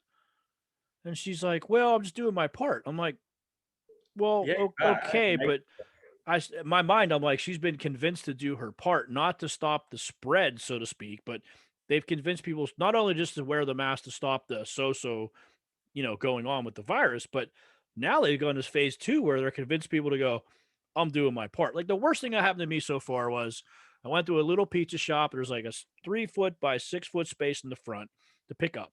I walk in, no mask. Guy on the side here, older guy, military hat on, he's got a mask on. Lady at the counter's off to the side of the counter, and she's got a mask on. So I backed up to the door, put my hands behind behind my back, and I pressed up against the wall because I didn't have a mask on. I don't want them to get offended because I'm in a close environment, right? So I'm like, I'll do that part. That's respectful. She looks at me, she goes, can you back up? I went, I'm leaning against the wall, man. Where do you want me to go? And she's like, well, you're not wearing a mask. I go, you are wearing a mask. Yeah, so I'm a sarcastic person. So you say something dumb to me, I'm gonna make you. I'm gonna kick you in a place you don't want to be kicked in, like mentally. And I go, you're wearing a mask. She goes, well, we don't know what you have. I said, excuse me. I said, I don't know what you have. I'm like, what are you talking about? Like the virus? She's like, well, yeah, you're not wearing a mask. I go, I'm not required to wear a mask, ma'am, and neither are you. I said, you chose to. And she's like, she goes, well, that's just disrespectful. I'm like, okay. And she says something to the effect of like, made me feel like she said, only respectful people wear a mask. I'm like, so you're saying I'm disrespectful? I said, you know what? Why don't you go fuck yourself? She looked like a nice, presentable, pretty lady, but me at that point, I'm like, I'm done. So someone needs to hear a little pushback. Like you don't own me. I don't know you. I'm back against the door. I'm away from you. I said, you know what? Go fuck yourself. And she was like, and she knows the people that are calling you disrespectful are disrespecting you. The hypocrites. Yeah. I went to the beach 3 days ago with my good friend Chris. Mm-hmm. And you go to the beach, you're happy, you go in the water, you have a few drinks, you're hanging out, and the beach is public. There's thankfully right now, there's literally zero regulations other than the beach. The beach shuts down now at 7 o'clock because I think that's when COVID comes out at 7 o'clock. Oh yeah, I saw some COVID running around the streets the other day. Yeah, COVID comes at 7 o'clock, and then the military all appear. But I go there early. I'm there from 10 till I'll be there from 10 till 6, sometimes 10 till 5, enjoying it. And I arrived at the beach and set up my umbrella and my chair, and I was a good, and it wasn't intentional, it's just out of respect that you do at the beach. I was a good 10 feet away from this one guy who was sat there by himself. And I was with my mate, Chris. Mm-hmm. And he said to us, you two, move further down. And mate, it triggered me. I'm not going to say what I said. You can, it's okay. No judgment. I'm a guy, but anybody who knows that if something triggers me, I turn into a full-blown like Conor McGregor. And that's I'm like, okay. But I just said, I said to him, I said, what? And he said it again. And he did the thing with his hand. And when he did the thing with his hand, I was like, okay. And I said, listen right now to me, right now. If you have a problem, move. Well, I said it way more aggressive than that with language. I said, move. And he was like, excuse me. And then when he said, excuse me, my voice just went up. I went, if you have a problem with the distance between us and you, move now, mate. And you should have seen him get up and move. Yeah. And those people are cowards. But then I, within 3 seconds, it didn't ruin my day. I opened a drink, I went in the water, me and my friend about it. And I'm guessing that the majority of the world would have heard that guy and said, okay, sir, yeah, I'll do that. Probably. So these people, this is what I try and tell people as well. They think they're doing these noble, caring, kind acts, but they're playing along with the psyop. And the people they believe are the problem, like you and I, oh, this guy's not wearing a mask, this guy's not social distancing, this guy's not doing this. They're the way bigger problem, but I don't like going into it because it's divide and conquer. It's exactly what they want. Yep. But I just, the people that follow the mainstream media, they feel like they're superior. So that, like you said, I'm a respectful person because I wear a mask. No, you're a brain dead zombie who's following orders, who's not got any ounce of critical thinking skills. And you're going to belittle me and say that I'm disrespectful, that I have disease. Learn the difference between a disease and an infection, senorita. And a virus. And a virus. Stuff. And wear your little face shield and realize how tiny a virus is, how it can come in there. Like, and you're wearing your shield. It's like. Or when you take off your mask and go like this, because your nose itches and you're rubbing your face. Yeah, and you like people. You forgot to wash your hands. It's like, really? Oh, hey, remember, the guy that was there. Scott, you go for it, man. The guy that was there that had the military. I looked over at him. He's like chuckling, and the guy behind the counter, he goes, "I said, I apologize. I don't mean to ruin your business." And he's like, "No." He goes, "I'm glad you said something." He goes, "Because I delivered a pizza to that lady 2 weeks ago, and she called and complained about me not wearing a mask walking up to her door." He goes, "So thank God someone said something." I'm like, brilliant, mate. I go there to you go. When I go to Costco, because again, I try and avoid it. When I go shopping, I'll do a huge shop so I can avoid it. Yeah. For a few weeks, I and do that too. Costco's the best place for that. You can buy in bulk, and you're now having to scan your card on like the plastic, and they'll scan it because you can't speak to them. But the person packing my food into the box is right next to me. I'm like, wait, what is this? And then I go to the bathroom there, and there's all these posters saying how to wash your hands correctly. And you have to wash them, as you know, you got to wash your hands for 20 seconds. If it's 18, it's not correct. So these people, mate, I'm sure they're probably 1, 2, 3, 4, 5, 6, and they're doing that. And but they think they're so smart. And well, do you remember in the beginning they said the CDC come out and said in the media, wash your to kill the virus, wash your hands.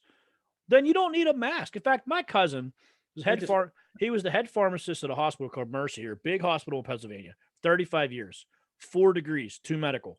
I asked him when this started, does a mask help? He goes, no. That's even the nice big 95, whatever mask there are. He goes, none whatsoever. I said, at all? He's like, no. I said, should we be worried about this virus? He goes, yeah. He's like, it's only a couple strands. I said, so if there was like 19, 20 strands, where he's like, oh yeah, that's different. That's why they're coming out the variant. I don't know if you saw the one. It was from the UK. It was like BU5117 something back. Like they make so much shit up, mate. It's the Delta variant they're pushing now. No, there was another one though. The numbers come up in Gematria as like 56 and all. I'm like, I'll look into it. Yeah, it was crazy. There was the Alpha variant and the Delta. They're going through the Greek alphabet, mate. They're going through the Greek alphabet, and when you look into like the Greek royal family, like Prince Philip was a member of the Greek royal family and the Danish royal family. Right. You just had Giannis, the Greek freak, when there's so then you start looking into Greece and Greek mythology, and you learn so much. The people doing this, the elbow, it's like that is just. But again, they're smiling while they're proud that they're doing it. If you get, they're really proud that they're doing the elbow. It's like, what are you doing? You're still touching that person if you believe when or whatever. And when I worked in corporate, there was times where someone who had a cold. They're like, "Hey, I got a cold. You do the bump." That's okay. There's nothing wrong with that. Yeah, but that's when you're sick. But not for 18 months. No, but I'm saying if you're sick, element. And mate, when you're sick, you stay at home because you're sick. Yeah, but there's people like me who would go to work and tough it out because I don't want to miss work. I'm just a work kind of guy. That If you're now, if I was really sick, yeah, I would stay home. really, Yeah, yeah, yeah. This having, mate. This having a cold and a headache and sweating. yeah, yeah. That's Whatever. different. Yeah, a lot of people with anything about them will still go into work, and nothing happened to your colleagues, did it? They didn't come around and nothing happens. No. But what I'm saying, when you're sick, like Right. bedridden sick, you stay at home. Yeah. And when you're not, when you feel like you're capable to go in, like you can drive, you can work, your brain can function, you can eat, you can do, like, everything's fine, you can interact with people. Yeah, you go in, you soldier on. Like, no different to when I played high level football. If I had a little injury, I'd push on. If I had a stitch where, like, you figure out your breathing and you'd run through the stitch. So yeah, you fight through pain, you fight through sickness for sure. It's part of being a human and being a human who's like disciplined. But yeah, genuinely sick, mate, you don't leave your house. Yeah. And back to the part with the sports and all the rig and everything else in the media. I've been looking for clues watching hockey, like, because everyone I know people that that gamble. Like, I don't think I'm a gambler. I think I'm a sports bettor, because gambling is that's just taking your chance. Blindly go, oh, I like this team, they're gonna win. No. I don't have a feeling towards. I love my Steelers and my Pirates. I don't bet for or against them that much, because now Steelers this year I will, because I think they're gonna do exceptionally well, because I've seen the codes. And I know it's been last year going for 7. All the numbers are there. But last year, it was interesting that the Steelers played. They were 11-0, right? Yeah, everybody thought they were going to take it at one point. Yeah, I was like, well, they're playing. That was. And they got beat a couple of games in a row. No, I think That's what I'm gonna get to. There was 3 games in 12 days because of coronavirus. Yeah, We lost 3 of our top starting defensive players that were the best on the defense. We dropped 38 footballs in 3 games. 38, big number. 38, death. The guy, whenever we're 11-0, his name's like Booger something. He's a tall black guy on the announcer for ESPN. He had his papers and he's like, yeah. He goes, Steelers 11-0, they're gonna lose the next 4 games. I'm like, what? That's before Gematria. I was like, yeah, they'll tell you. Huh? And they lost. And then I found out later, they said, oh, they dropped 38 footballs, not 32, not 36 or 7 or 9, 38 footballs. I'm like, and then there was three games in 12 days. I'm like, that was too much. We played the Ravens, who are our biggest opponent. Someone always gets hurt in those games. And we lost 2 players in that game. I'm like, did you hear what's happened to what's the quarterback for the Ravens? oh, Jackson. Did you hear what happened today with him? No, but I'm not going to be surprised. Go ahead. I don't know the ins and outs of it, but I'm pretty sure he got coronavirus. Of course. And I think it's 56 date numerology today, I think, and coronavirus is 56. But there's a 201 connection. Huh. I think he's got it 201 days before the upcoming Super Bowl or something ridiculous. Are you serious? Yeah, so keep an eye on that. Yeah, look, because I'm gonna do a heavy decode in it, but I'm really confident there'll be a black quarterback.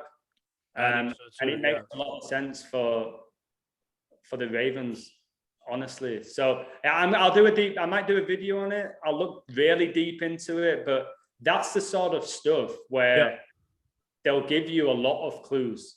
And like you just said it yourself, the commentator said, well, they won 11, they're going to lose the next 4. It's like, you've got to make a mental note of that. Sometimes they'll trick you, like you said. Yeah. A lot of the times they'll come out and say, like you'll hear now, what's his, Barkley? Is it? Charles Barkley? Charles Barkley. He kept saying, it's gonna be Bucks in 6, baby. It's gonna be Bucks in 6. And he was saying he saying it way before the NBA fight. It's going to be Bucks in, and he had this grin on his face, and all of the others were saying, not a chance, good luck, Chuck. It's like, okay, so all of them are against him. Yeah. That's one thing I'm going to really try and learn this year, even more, is not just be obsessed with the date numerology and this word equals 56 and the time spans. Is just really connections. Golf's the best sports for that. Because about a few days before major golf tournaments, there's always real ritualistic headlines about one or two players. Mm-hmm. This guy's daughter died. This guy was involved in this.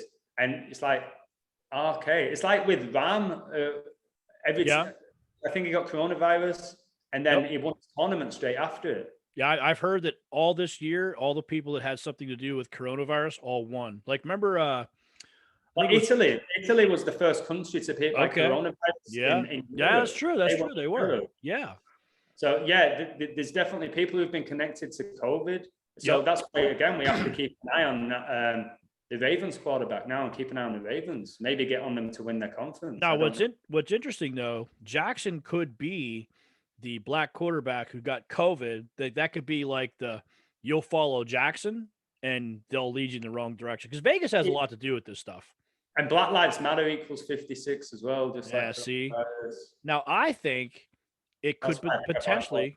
Like I asked Zach, I sent him my decode. I asked Luxy, sent him my decode. I think I sent it to you too.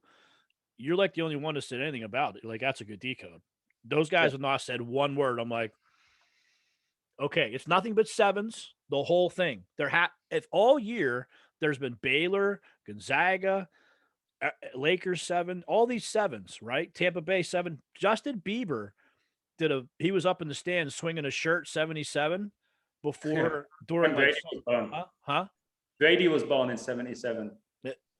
It's all year. Saturn 7. We're in the year of Saturn. Saturn is 7 rings. Yeah, like Brady got 7 rings on Saturn, and so it could be. We think it's gonna be 2 black quarterbacks. What if it's a black coach and a black quarterback? That's what I'm thinking. Because Loxy just did a decode on the Penguins, which I did one on the Penguins right when the season started, or the playoffs, because they picked up Jeff Carter, number 77, drafted number 11, like Ben Roethlisberger. I'm like, another thing, but like you're just saying, another thing is, I'm like, here we go. Keep an eye on their jersey numbers. Keep an eye on their jersey numbers. There's a reason they have like Sidney Crosby with these number 99s and 88s and 55s. It's like, and it's happening now even in soccer. You get these like goalkeepers, the jersey number 99 or 70. And you're like, why is this? Like, so yeah, 99's 99's tied to the Prince who died over in Prince Philip died at age 99 on the 99th of the year. It's tied to Ben Roethlisberger too. Big Ben, the clock, Ben. Yeah, Big Ben in London, and Derek. Derek. Yeah, right? Ben got damaged a while ago, and remember Big Ben Roethlisberger, he was involved in that rape scandal. Yeah. They go through the rituals often for success. Kobe was involved in a rape scandal. Cristiano Ronaldo. They put them through all of these rituals, and when they go through them, they end up becoming successful. It's like Magic Johnson gets HIV and then comes back to be an even better player. Yeah. Like what? Come on. Yeah.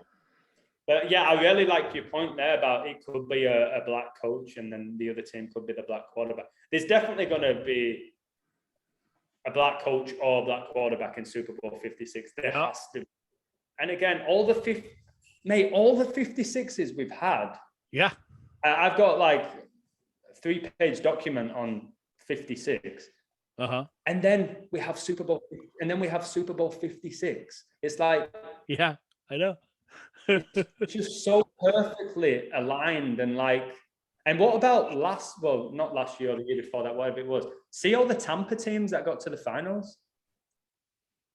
You had Miami Heat lose to the Lakers. You had Tampa Bay Lightning win the NHL, which they went back to back, like lightning strikes twice to do these little like that.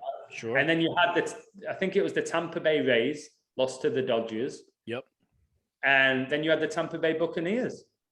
So all these teams from Tampa in the same year get into the final of these major competitions. There's something ritualistic behind that. And then we've had the Tampa Bay Lightning. WrestleMania was in Tampa Bay that year. Yeah. It's like, what is it with Tampa? And again, you can find a lot of interesting numbers when you type in Tampa Bay. Yeah.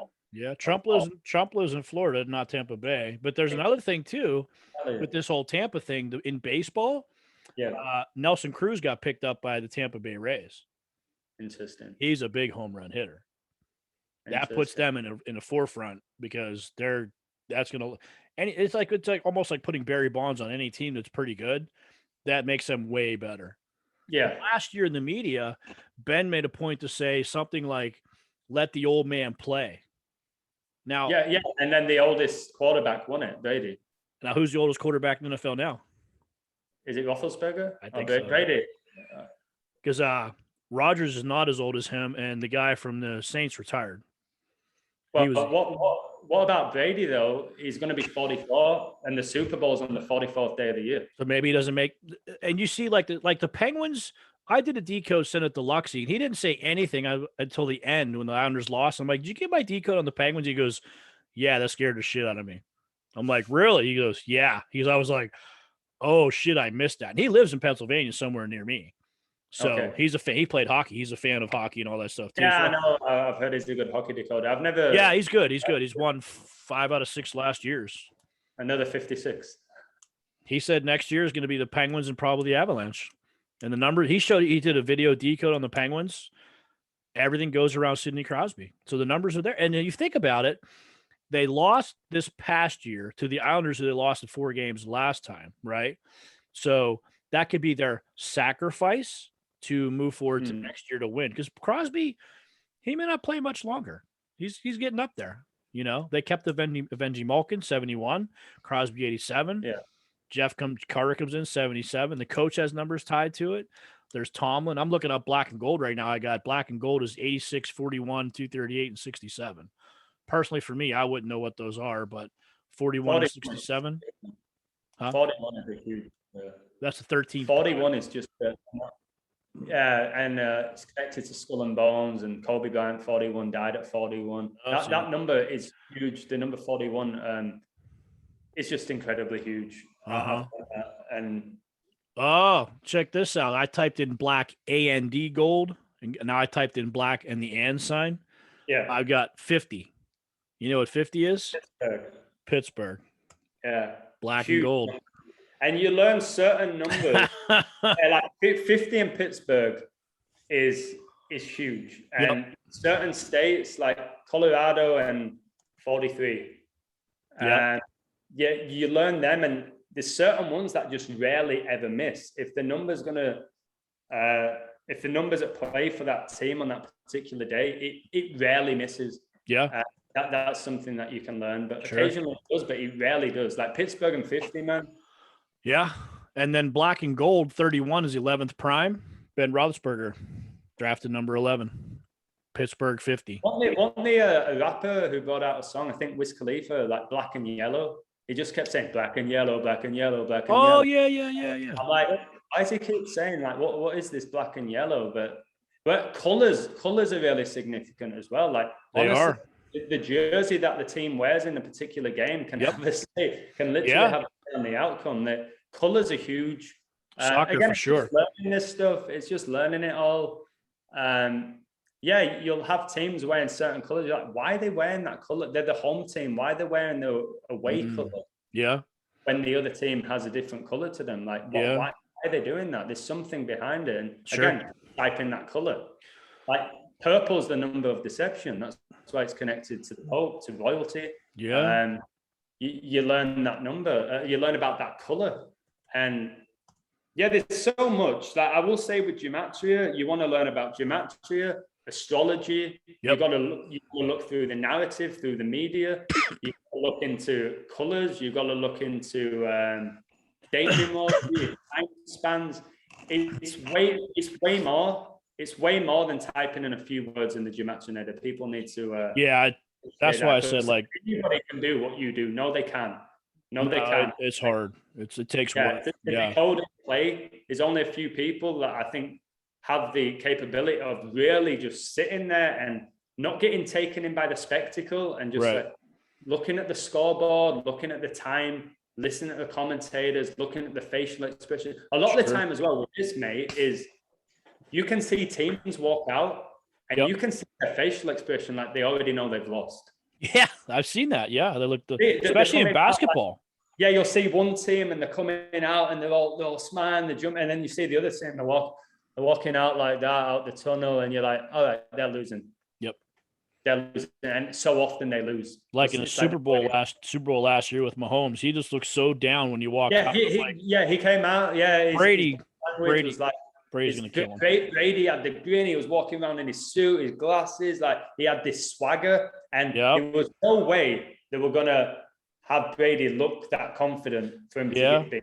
It's just a coincidence that Gronkowski ended up there too. I mean, at the end of the game, there's a video guy who presented WrestleMania. WrestleMania in Tampa, which had the Pirate Buccaneer logo. It's too much. It's too much. So they connect it all. At the end of that game, they show a clip of Brady walking up to Gronkowski. He goes, "Not bad for a couple whiteys, huh?" Or no, a couple tighties. He said tighties, meaning tighty whiteys. Because it's like the year of the black stuff. You can't say white anything. So he's like, not bad for a couple tighties, right? He's like, yeah. So now I typed in, I think what may happen. Well, when they went to the book. Huh? They what?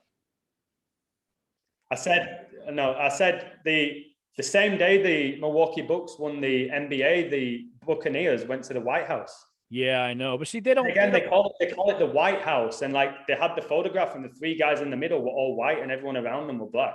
They're very sneaky in what they do, where they push all of this, and that's where it's tricky, because you want to pick the team like I want to pick the Steelers now. Like if you put $100 on the Steelers right now, you're gonna win like $8,000. Well, you can also get on a couple. This is what I do with golf as well. If I have 3 amazing decodes in golf, like the favorite will be like 10-1. That's the favorite. And if you get on like a 10-1 guy and a 28-1 guy and a 80-1 guy, if one of them hits, we'll say 100. That's quite a lot of money. But if you have $100 on the 10-1 guy, you get 1,100 back. If you have 100 on 28, you get 2,900 back or whatever it is. Correct. And then the 81, if that comes in, it's like, geez. So if one of them comes in, and more often than not, if you have 3 amazing decodes, one of them will go on and win it. Yeah. Be smart. So if you like Pittsburgh, but I like the Buccaneers personally. I think Brady will go 8-3. He was born on 8-3. I think he'll be 44 years old. He'll have 4 rings on each finger. Sure. So I like that, and I'm already on them 8-1. The Bucks are 8-1. And if you send me your Steelers one and I find stuff and I add to it, I think that's amazing. I'll also get on them. But I'm not going to bet on every single team. But if one of them wins it, the profit is significant. And if you get it, just take the loss. And that's what I was thinking too. It's like, it's going to be super hard to pick the exact team all the time. But if you pick, like we know pretty much it's going to be either the Chiefs, the Buccaneers, possibly the Ravens, and I'm hearing Cowboys, which I don't. Well, Cowboys is all connected to wrestling as well. So yeah, you got Jerry Jones. He's a huge influence in football. He makes a lot of money. And Dak sucked. He don't suck, but his last 4 years, he went down in performance. He got that big contract. There's no need to give him a contract like that. None whatsoever. He don't deserve that because he hasn't played well. He almost lost his job. And I don't even know who coaches their team anymore. These contracts make no sense. And I think a lot of them are as well. They could be a lie too. I do not think these players get what we're told. I've said times that these players are rich slaves. They're slaves. It's possible. Well, look in the NBA. These players get traded, like the slave trade. They get traded. They have very little control. They don't have any. They don't have any. Once they sign that contract, same with these musicians and Hollywood actors. They are owned. They're literally technically owned. Yeah. So I really think a lot of them wish they wasn't a part of professional sports. Yeah, I'm surprised no one spoke up all these years. Like, I don't know about you, but I've been around a little longer, and I've always heard in boxing, so-and-so, they took a fall, blah, blah, blah. It's all fixed and rigged. I'm like, so you're telling me the past 100 years, no one's ever spoke up, ever? Ever. Even after retired, like, say you took a fall in 1945 and now you're 90 years old and you're ready to die anyway at some point, your life's, almost over. No one's ever come out and said, yeah, I took a fall and got paid $5,000 and 45. There's been a few NFL players have come out and said it's rigged. Yeah, I know Larry Johnson did.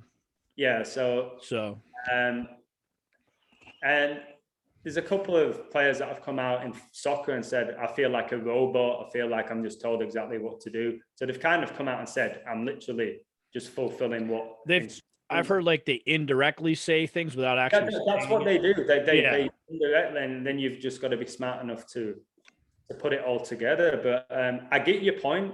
But for boxing, for example, if they want the fights to go 12 rounds, that is so easy to rig.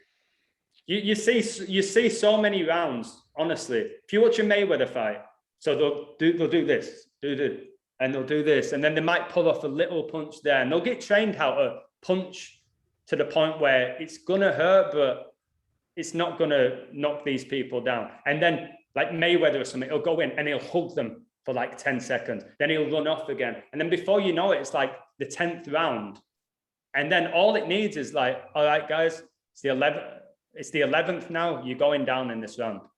And the amount of money that they might be getting and the sacred oath that they sign. It's possible, yeah. Yeah, if they say this is what's going to happen to you, if you reveal this, not only will I kill you, I will kill your wife, I'll kill your dog, I'll kill you this, I'll take your house, I'll ruin you in the media, I'll accuse you of this, I'll put you in. Mate, you've got to think when you say, but why haven't more people come out?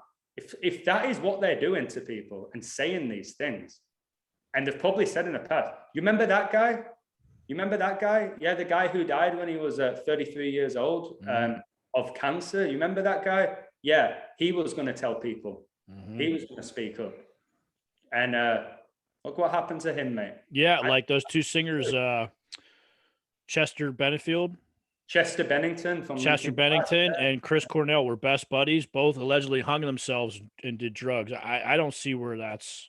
No, well, they supposedly were bringing down a child trafficking group of people. They had a big organization they built, They just flipped it. They had enough. Like, if you really listen as well, like to Chester's lyrics. Yeah. I actually grew up really loving Linkin Park. I do too. I think the music, and I still think it is incredible. Yeah. You listen to his lyrics, he reveals so much. And the reason they were so successful is Chester Bennington sang with emotion. He was really letting everything out. And yeah, he did.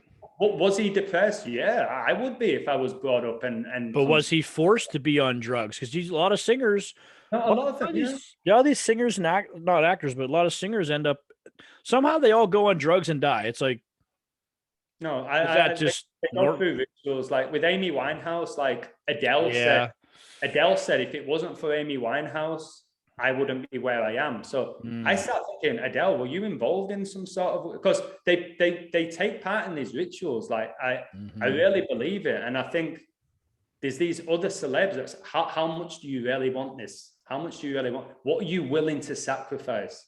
Would you sacrifice this person right now and I could get you to this? Would you do that? No. Would you do that? Oh, I'll give you this. You'll have number one album. I think Adele had an album called 21, which made me laugh. That huge Jesuit number. And but I'm not having all of these, like the 27 Club. Kurt Cobain did at 27, Amy Winehouse, Jimi Hendrix, Janis Joplin. There's tons. There's like 30 guys. All of them had that connection of being a little bit out there and a little bit quirky, but incredibly talented. And no, they all killed themselves. And you know who's still going? Who went on their own a long time ago and said no to the record labels? Go on. Ozzy Osbourne. But what about him? His name equals 201, bro. And he just said to them, he's like, I'm done with you guys. Went out on his own, him and his wife. Do you remember on stage when he ate the bat? Yeah, that was fake. Yeah, but they're telling us that coronavirus came from a bat in China. Yeah, true. It could easily be foreshadowing, mate. Could be. And again, you got to look into the Osbournes. They had their own TV show on MTV. Ozzy Osbourne. Anyone who's been at the top of entertainment for an extended period, for me, you're a part of the order. It's that simple. There'll be some people. That's why you'll sometimes get you'll get a lot of people have one-hit wonders.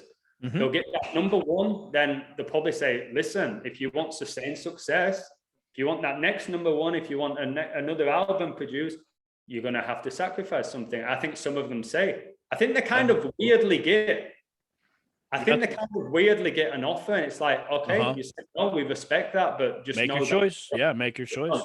Yeah, you're done, and fair enough. Yeah, fair enough. Yeah. And I look at someone. TV show Lucifer. Have you seen that? What's that?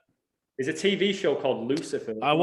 I watched it before this all started. I probably need to go back and watch a few episodes. I'll probably be like, wow, look at this. Well, he asked them, like, he always asks these people, like, what's your deepest, darkest desire, and something like that. Yeah. And we all have them.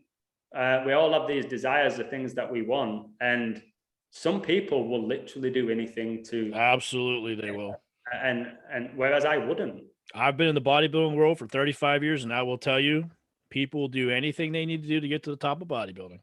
They'll step on toes. They'll ruin relationships. They'll take all the drugs. They'll eat sand. If I told me tree bark and sand is going to make your muscles grow, they'd be like, how much do I need to eat? Pound a day. Yeah. Great. Can I mix it in orange juice? Absolutely. They'll probably do it. There's a huge difference between getting there and staying there. It's a big difference. Stay there, and if you stay there and you're around for an extended period at the top, oh my word, what have you gone through? I don't know. To get there and then to stay there. Yeah. And like the 20, 30, 40, 50-year careers that some of these people have, and they're still at the top of the game. Mate, talent gets you so far. Talent will get you so far. I know so many incredible musicians, athletes. That'll never get an opportunity. Actors, they're just never going to get an opportunity. And part of that too is there's not enough room. I know guys that played, like, they got calls to college and everything else, and they even said too, there's only so many people who can play third base in baseball. There's only 32 spots to play. There's 10 guys deep on every team in the minors that are just as good as them, but they'll never get a chance because that's the person they picked and they play well, so they're not replaced till they play either retire or play bad. These players are not just purely selected through their athletic ability. There's so many of them, mate. Honestly, they're Jesuit educated. The players as well, the coaches. Look up all the coaches. The Jesuit educated, just like Mike Tomlin. Yeah, look up Mike Tomlin. Yeah, I will, mate. And he went to the oldest. He was like the first oldest like generation of the Catholic schools that started. Some that are just tied to some Jesuit stuff too. And his real name, Michael Petaway Tomlin. How many black people are named Petaway in a middle name? No, I've never heard of that before. And he talks like a white guy. I like the guy, I respect him, but I'm like, that's kind of different. It's kind of different. It's like Montgomery Williams, Monty Williams, Phoenix Suns. Like, that's like you having your name being Adam Jerome Edwards. Yeah, highly unlikely.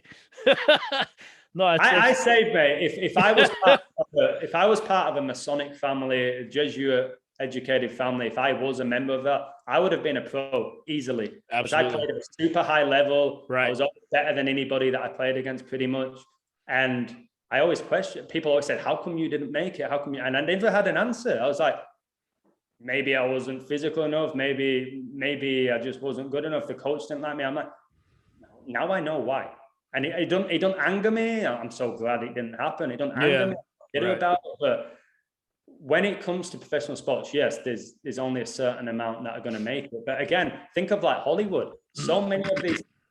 But even in sports now, look how many siblings, bro, are making it. Like, you got this Seth and Steph Curry. You had like the Neville brothers in football. You have the Giannis brothers that not the Giannis brothers, the Antetokounmpo brothers, and then their other brother got to the final, won it with the Lakers. And you get a lot of them in baseball. You get a lot of celebrities that are related. Well, look at the Steelers. Politics connected. It's like the Steelers have two Watt brothers. There you have it. You've got they almost tried to go after JJ Watt from Arizona too. They had all three brothers on the same team. I'm like, yeah, it's unlikely. But I did a decode. I was typing stuff in about this. So the Ravens, let me see, the Chiefs 32 and 31. Yeah. Black and Gold's 31 and 31 and 50 for black and gold. What's the other one? Ravens 25, 38, 83. Chiefs 32, 31. and black and gold's 32 and 31 in the same cipher. See, that stuff, mate, is not by accident. And that's why when you decode these franchises and their names, and you're like, oh my word, like so many of them have the 56. I'm sorry. 59 in them. You're like, what? Black Chiefs are 50, 32, 112, and 31. Black and gold is 31 and 50. So to me, that tells, my thought was Steelers will play the Chiefs in the AFC Championship. Steelers will lose. Chiefs will go on to play the Buccaneers or maybe Dallas. I don't know. But it makes me also go, okay, put money down now on the Steelers, put money down on the Chiefs, and just let it go. And maybe the Ravens. Yeah. I don't see the Ravens getting there. I don't know, because the Steelers can beat them. I know that Jackson's amazing. If it is all rigged, you said it yourself. You could have a huge game coming up, right? And then it's like 3 Pittsburgh top players, COVID. One guy does his ACL. One guy, I don't know, his wife gave birth. So Pittsburgh are missing their 5 biggest players in the, but they can do this type of stuff to like, and people say, oh, it's the officials, this, that, and that. But the best thing they can do is literally say, okay, star players out injured. Imagine the Chiefs get there and then Mahomes goes down with a concussion in the first minute. Yeah. So everybody, maybe the public have all backed the Chiefs. Mahomes is having the season of his life. 2 minutes in, he gets hit. Mahomes is out. Yeah. And then bring in this quarterback whose record is like, I don't know, mediocre. Yeah. And then everybody who backed the Chiefs, they're like, oh no. So they can do this stuff, and they can say a player is going to be out. I'm talking about the NBA a lot here because that's the most. They'll tell you that this player is doubtful. Yep. And then the odds will go all over the place. And then come back, big game. Right before the game, they'll come back and get like 40 points. Mm-hmm. Happens all the time. Wait, yesterday, this article said he was out, like he was definitely out. Yeah. And then they play. So that's another little bit of advice I would say is don't bet on the game until it begins, or literally like a minute. Yeah, the odds change a lot. They do significant. And I know people say, well, I got on them at this price. Well, you could play the game with them if you think, listen, they're playing us here, and this guy's definitely going to play, but they're just playing us. You could take that risk and go, okay, I'll get on them at plus money, because they're basically implying this guy's out, and then he plays, and then they go to like minus 250 or whatever. Sure. But usually it's probably a smart move to like see the lineups. But again, like I said to you, a minute in, they did it with, do you remember AD? He came back from injury, I think, against the Suns. Who's AD? Anthony Davis.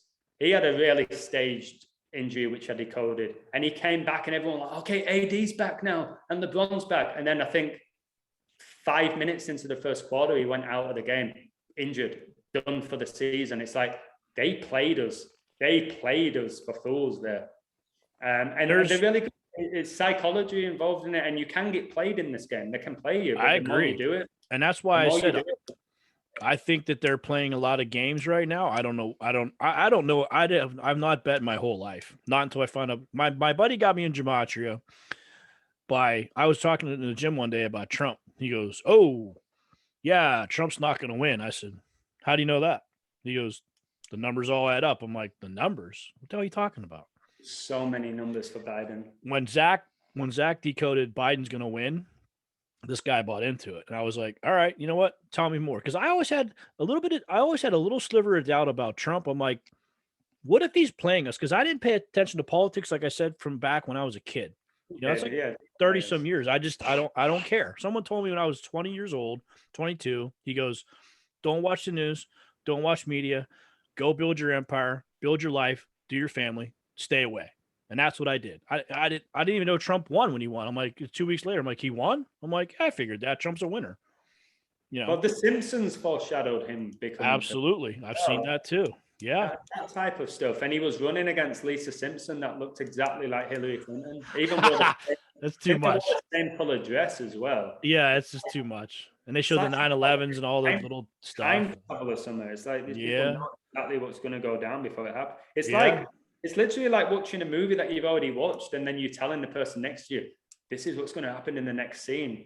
Like, I've already watched it. I feel like these people have almost watched this stuff already play out. It's weird. Yeah. If it's something to do with that, like a simulation or whatever, and they've already seen what happens. Yeah, it's hard to figure out, but I think some of these teams are just back and forth and they're doing different things. And like I said, to me, at this point, until I can get to the point where someone goes, this team's going to win, they win like 10 times in a row, like someone's got it down to a T, I'll bet that exact team. But here's what's interesting. I did a parlay, Chelsea, Lakers, and Islanders, because everyone was so sure they're all going to win. I'm like, you know what? Fine, I'll put I did a $50 parlay, and I tried to put it in.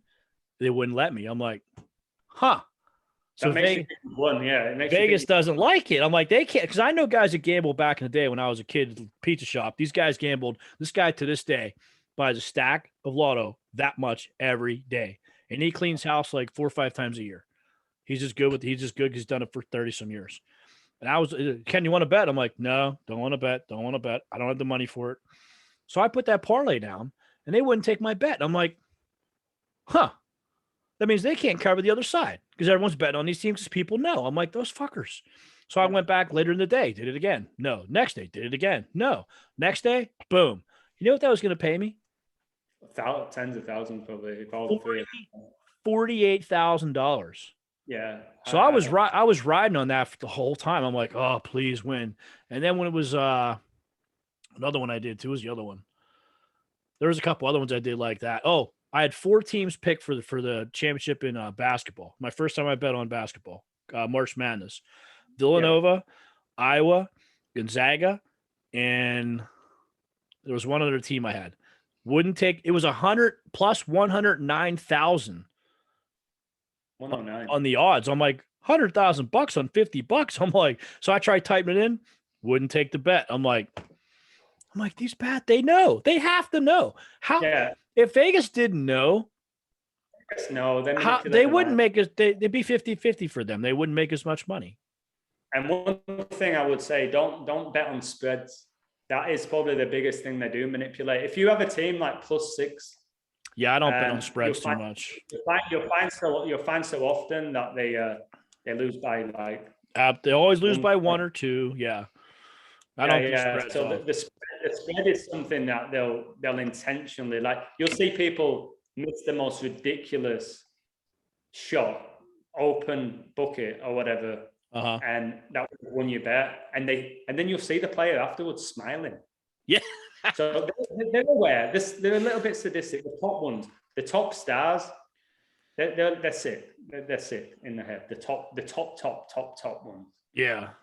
And the top college players are like Zion Williamson when he was there. The top ones, they know what's going down. Not everyone everyone playing in March Madness. I honestly don't believe they all know what's going down. I don't think they all. Either. Top coaches do. The top players do. And basically, it's like the NFL. It's a quarterback league. Yeah, it is. So, sure. That's what people always ask me. Do you think they all know? No, they don't. But the top ones do. And the officials know and the commentators know, but every single player doesn't. I don't think so. And here's what's interesting to me too. When the draft for the NFL draft this year, Steelers were, I think, number 17. I think they were 17 in the draft, which won 7 again. And then Najee Harris was going to go number 1. And everyone's like, oh, the Steelers they'll probably pass on him. I said, why? And they said they don't need a running back. I'm like, we were like terrible in running last year. I'm like, why would we not? And I'm like, Harris won't last 17 rounds because he's to me, he's a 5-star running back. True. The man's broke records in 3 years, not 4, at the top school in the country for the past 20 years. And you're telling me he's not proven and nobody wants him? Name 3 running backs in the NFL that have 4.4 speed or better, that have breakaway speed that can run 40 plus 40 yards. You're not going to. When it comes to these drafts, though, as well, Brady was drafted 199th pick, and he's gone on to the greatest quarterback of all time. But it's funny that Tom Brady equals 46, and 199 is the 46 prime. Terry Bradshaw was 116. Louisiana Tech, number 12. There's number 12 quarterback. Yeah, you had Jokic this year. He was the 48th pick in the NBA draft, and he got the MVP. Yeah. It was the 41st pick. It's like, what? How can this guy be the 41st pick and then dominate the whole league? Like, I know the Nuggets got beat by the Suns, but it's like, I don't pay too much into the draft, like, to be honest, where they are or where they're selected, because I think it's all ritualistic. I don't either. I think it's ritualistic by the numbers. Like, you have the top star, and he's not the first pick. You're like, why? He had better stats than any other. Why was he not picked first? It's like, because his numbers needed him to be picked. Like Kobe was picked round 1, pick 13, 113. His name equals 113. The National Basketball Association 113. Yep. Devin Booker, the same thing. He was round 1, pick 13. So you look at where these players were drafted, the number, you look at their jersey number, you look at the date of birth, you look at all of, like, the Kobe Bryant, mate. Kobe Bean Bryant, 135. He won 135 playoff games, and he was inducted into the NBA Hall of Fame on the 135th day of 2021. Yeah. So that's the type of stuff I love to do, and be like, you really going to tell me all those 135s right there mean nothing? They mean nothing. No, can't. What rose my suspicion was, you're telling me I don't watch drafts, I don't pay attention to off season, I don't watch all the ESPN crap. It's just chatter. They're just blah blah blah blah blah. I'm like, whatever, I don't care. Show me the game. I want to watch the game, and I'm done. I just love the sports. So I'm like, how's a top running back gonna last? He was a top running back in college. You're telling me that no team out of the top 17 wants him because they don't need a good running back? I'm like, there's something wrong there. Now, years ago, I wouldn't have questioned that, but now I do, because it's like having a wine cellar and somebody giving you an amazing bottle of wine and say, well, I already have a couple of those bottles. I don't need another one. It's like, yeah, bring it on. Give me it. Yeah. There's so much talent in your roster, if it's genuine as possible. Yeah, bring it on. Give me the Galacticos. Sure. There's teams out there that don't have good running backs. They're not a good running. We don't need him. We already have a good one. It's like, but there's, like I said, there's about 5 teams that have really good, solid running backs that can carry a team. The other ones, it's running back by committee. That guy he's the new Le'Veon Bell with strength and power, which Le'Veon didn't possess. He just had open field ability to catch and run.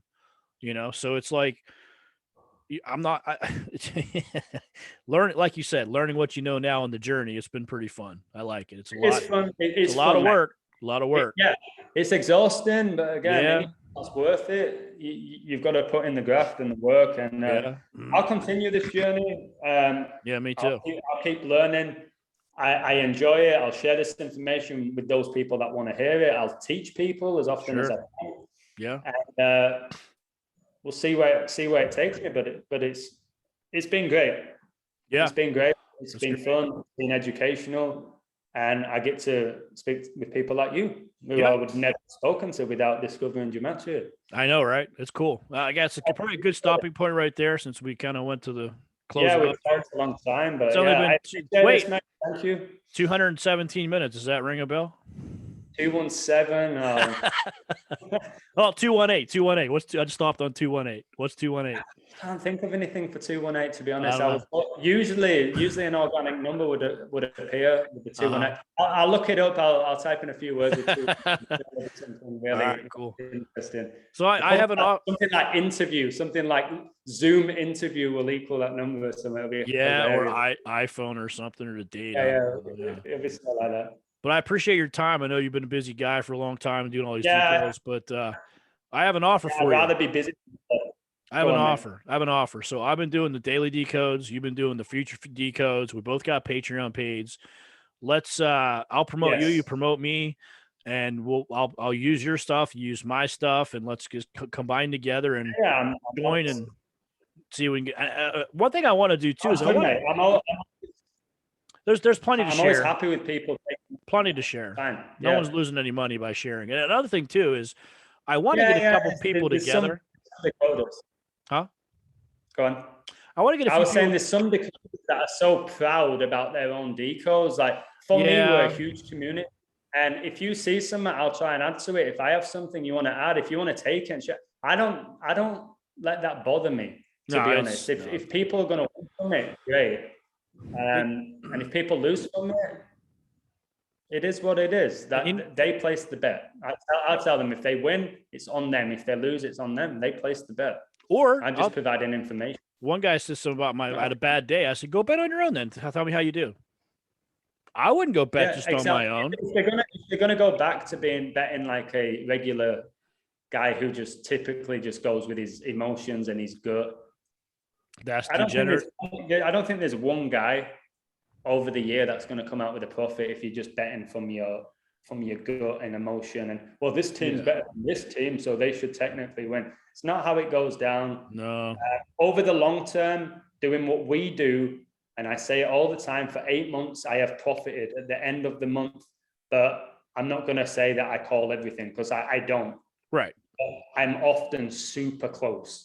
Like if I called to win the Euros, they got the final, which meant I was winning a significant amount of money because I hedged on Italy before the game. And then when England went up 1-0, I hedged on Italy at plus 320. And I won so much money because my team, my decode got in, well, wasn't my decode that got England to the final, but the work that I put in to seeing all the stuff that indicated England would make the final and probably win it, but that they'd make the final, allowed me to have guaranteed profit. And again, bet smart, know when to out, and don't have that ego of, no, my decode's perfect, England are winning, it's all going to plan, they won, it's all done, this is game. No, boom, cover yourself, be smart, don't be greedy. And the goal of gambling is to profit.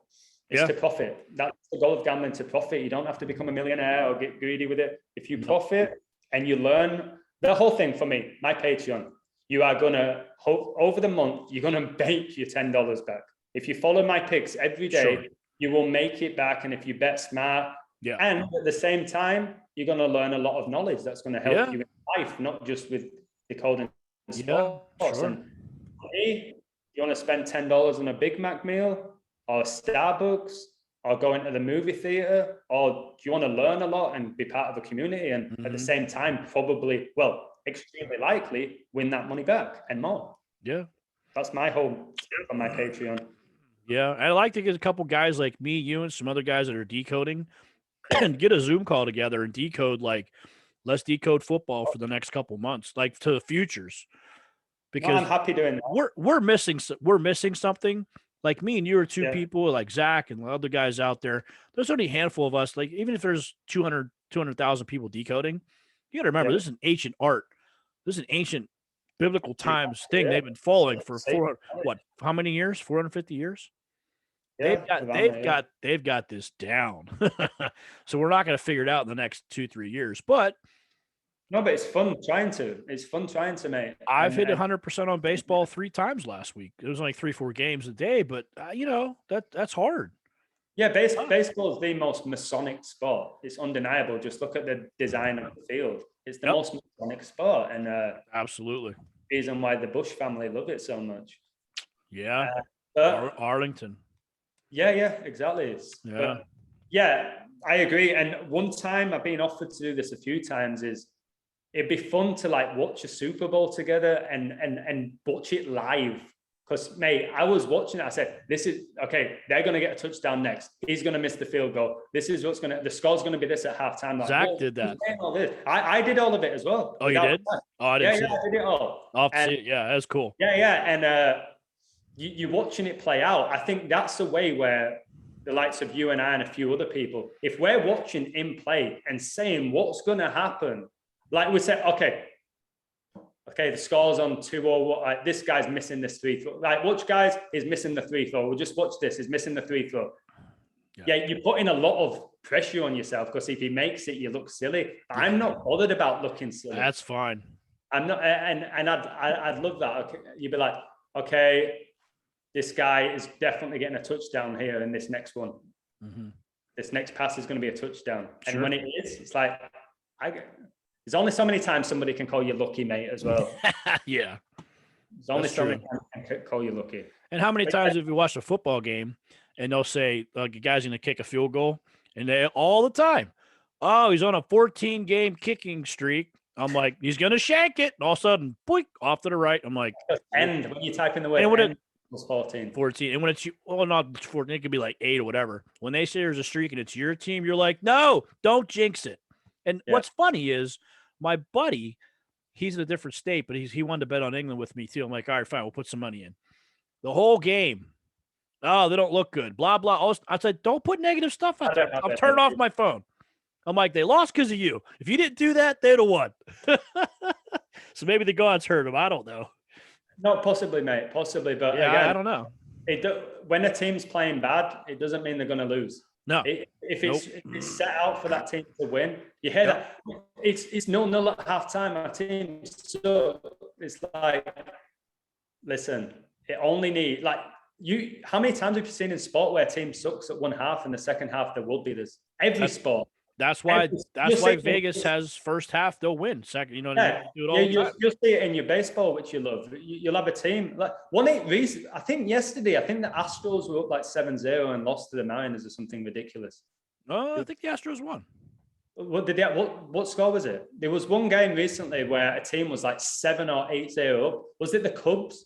The Cubs or something were like, yeah, I think they played the Reds. Yeah, they were playing the Reds. It was 8-0. They come back and won 9-8. There was something ridiculous. Yeah, like that. It's like, don't give up.